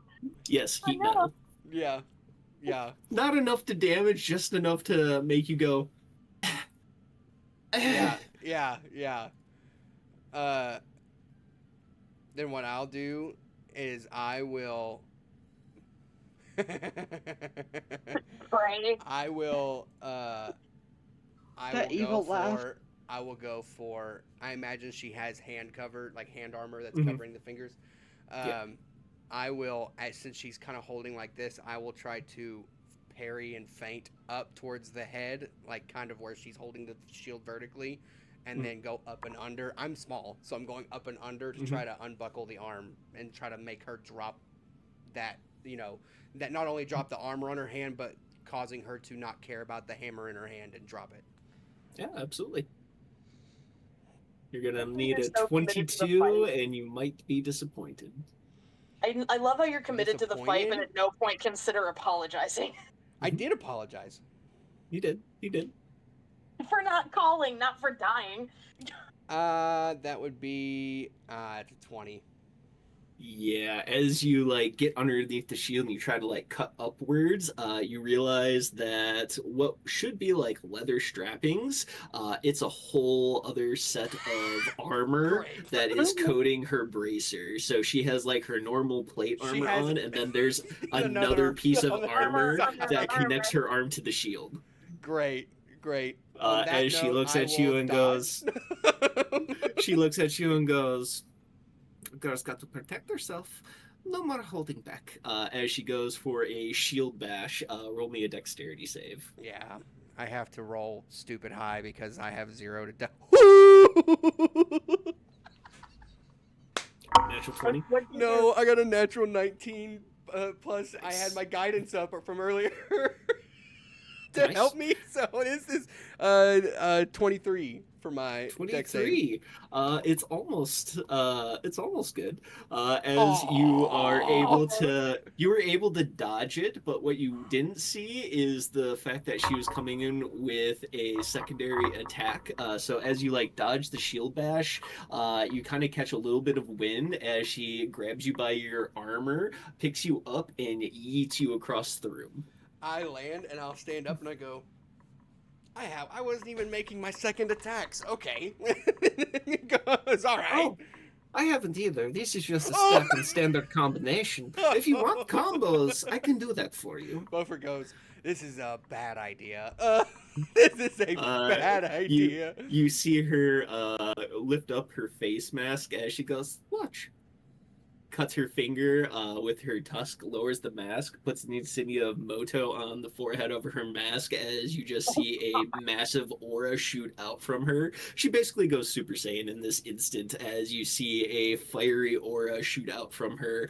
Your heat metal gets very toasty at this point as you're starting to like smoke in bits and pieces of your armor as she kind of like walks forward, and each step that she takes, like the ground shakes underneath you. She suddenly seems excessively large. Like she's a big woman, yeah, but as she's like walking towards you and you slowly realize that you're like looking further and further up, she has activated her Giant's Might ability, so she is now huge as she walks up to you and reaches down and grabs you and picks you clear off the ground and goes, "Do you wish to call it?" I mean, at this point, Boffer is barbecue dwarf. No, Bofer goes, all right. Your pride isn't The worth heat it. metal itself kills you. His Your baby pride mama isn't is worth a it. kaiju. His baby Mhm. mama is kaiju. Who's cooking him in his armor, by the way? No, Heat metal, he yeah. said it's just getting Yes. toasty. It's fine. Bofer goes, No damage yet. If she wanted to, it would be also remember, five, It's Bofer seven. has spent long amounts of 16. time in like caves, and like caves are not necessarily If she cold. They can wanted to get damage hot. him, it would be 16d8 stacked right now. Yeah. Yeah, it's, again, do Yeah, I you know. really want to do this? Yeah. We can keep going. But yeah, Bofer- Bofer, you're currently dangling like probably 5 feet in the air, and she has you picked up, and it basically looks like she's like manhandling a toddler.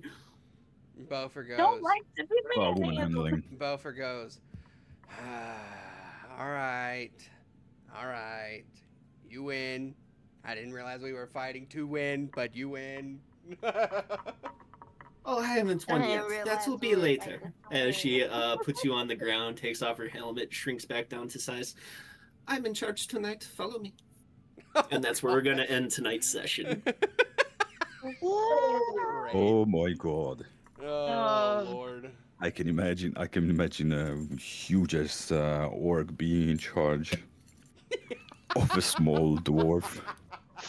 I love it. Charlie I love Smalley. it so much. Charlie Smalley comes Oh, to me. Love it so much. good And that goes lord. back to that meme that we were talking about earlier. Death by Snoo Which Snoo. one? Death by Snoo Snoo. Oh, there it is. All right. Where What ti- Buffer's gonna be looking like a Good skeleton night. tomorrow. What's it? No, I gotta find the picture. Wait a Where's the second. picture? Hold on. Ooh, We were there. Buffer's gonna come out of into the Wait. dining room just shaking, looking like a frail, thin version of himself. Calliope's gonna high five him. Like, yeah, bruh. That's what it's like. That's what it's like when you fuck a Buffer, goddess. how did you age 25 years in a night? Yeah. No joke. Love those crazy things to you, brother. I'm trying to get this here. Where's it at? But also, do I have a break, or did Working somebody like break me out of slavery? There we go. Everyone check You general. you were literally just cut loose for the day. You're not in slavery. You're just You're not working in your fucking money off. slavery. No. Jesus Christ. No, I'm an indentured servant. It's an With- apprenticeship. Oh no, Jesus. I'm an indentured servant, bitch. That's what I am. I'm an Oh indentured my servant, God. and if you let people tell it, that's the same thing as a slave. So I'm a ride it, bitch. All right. But with Fuck, that, I think I he's hope doing you this the all whole had time, fun fine. tonight. I will see you all next week. Until then, be good, be safe, don't stupid get you. And we'll pick this up next week. So if everyone could take a long rest, that would probably be beneficial. Thank you for watching. Very much appreciated. I'm so glad you enjoyed it and stuck out to the end. Come back and see us live on stream, on TikTok, X, wherever you can find Raise the Idols. Come check us out. Stay up to date. All the fun things. It's going to be amazing. What an amazing ride. What an amazing story. And I hope you follow along.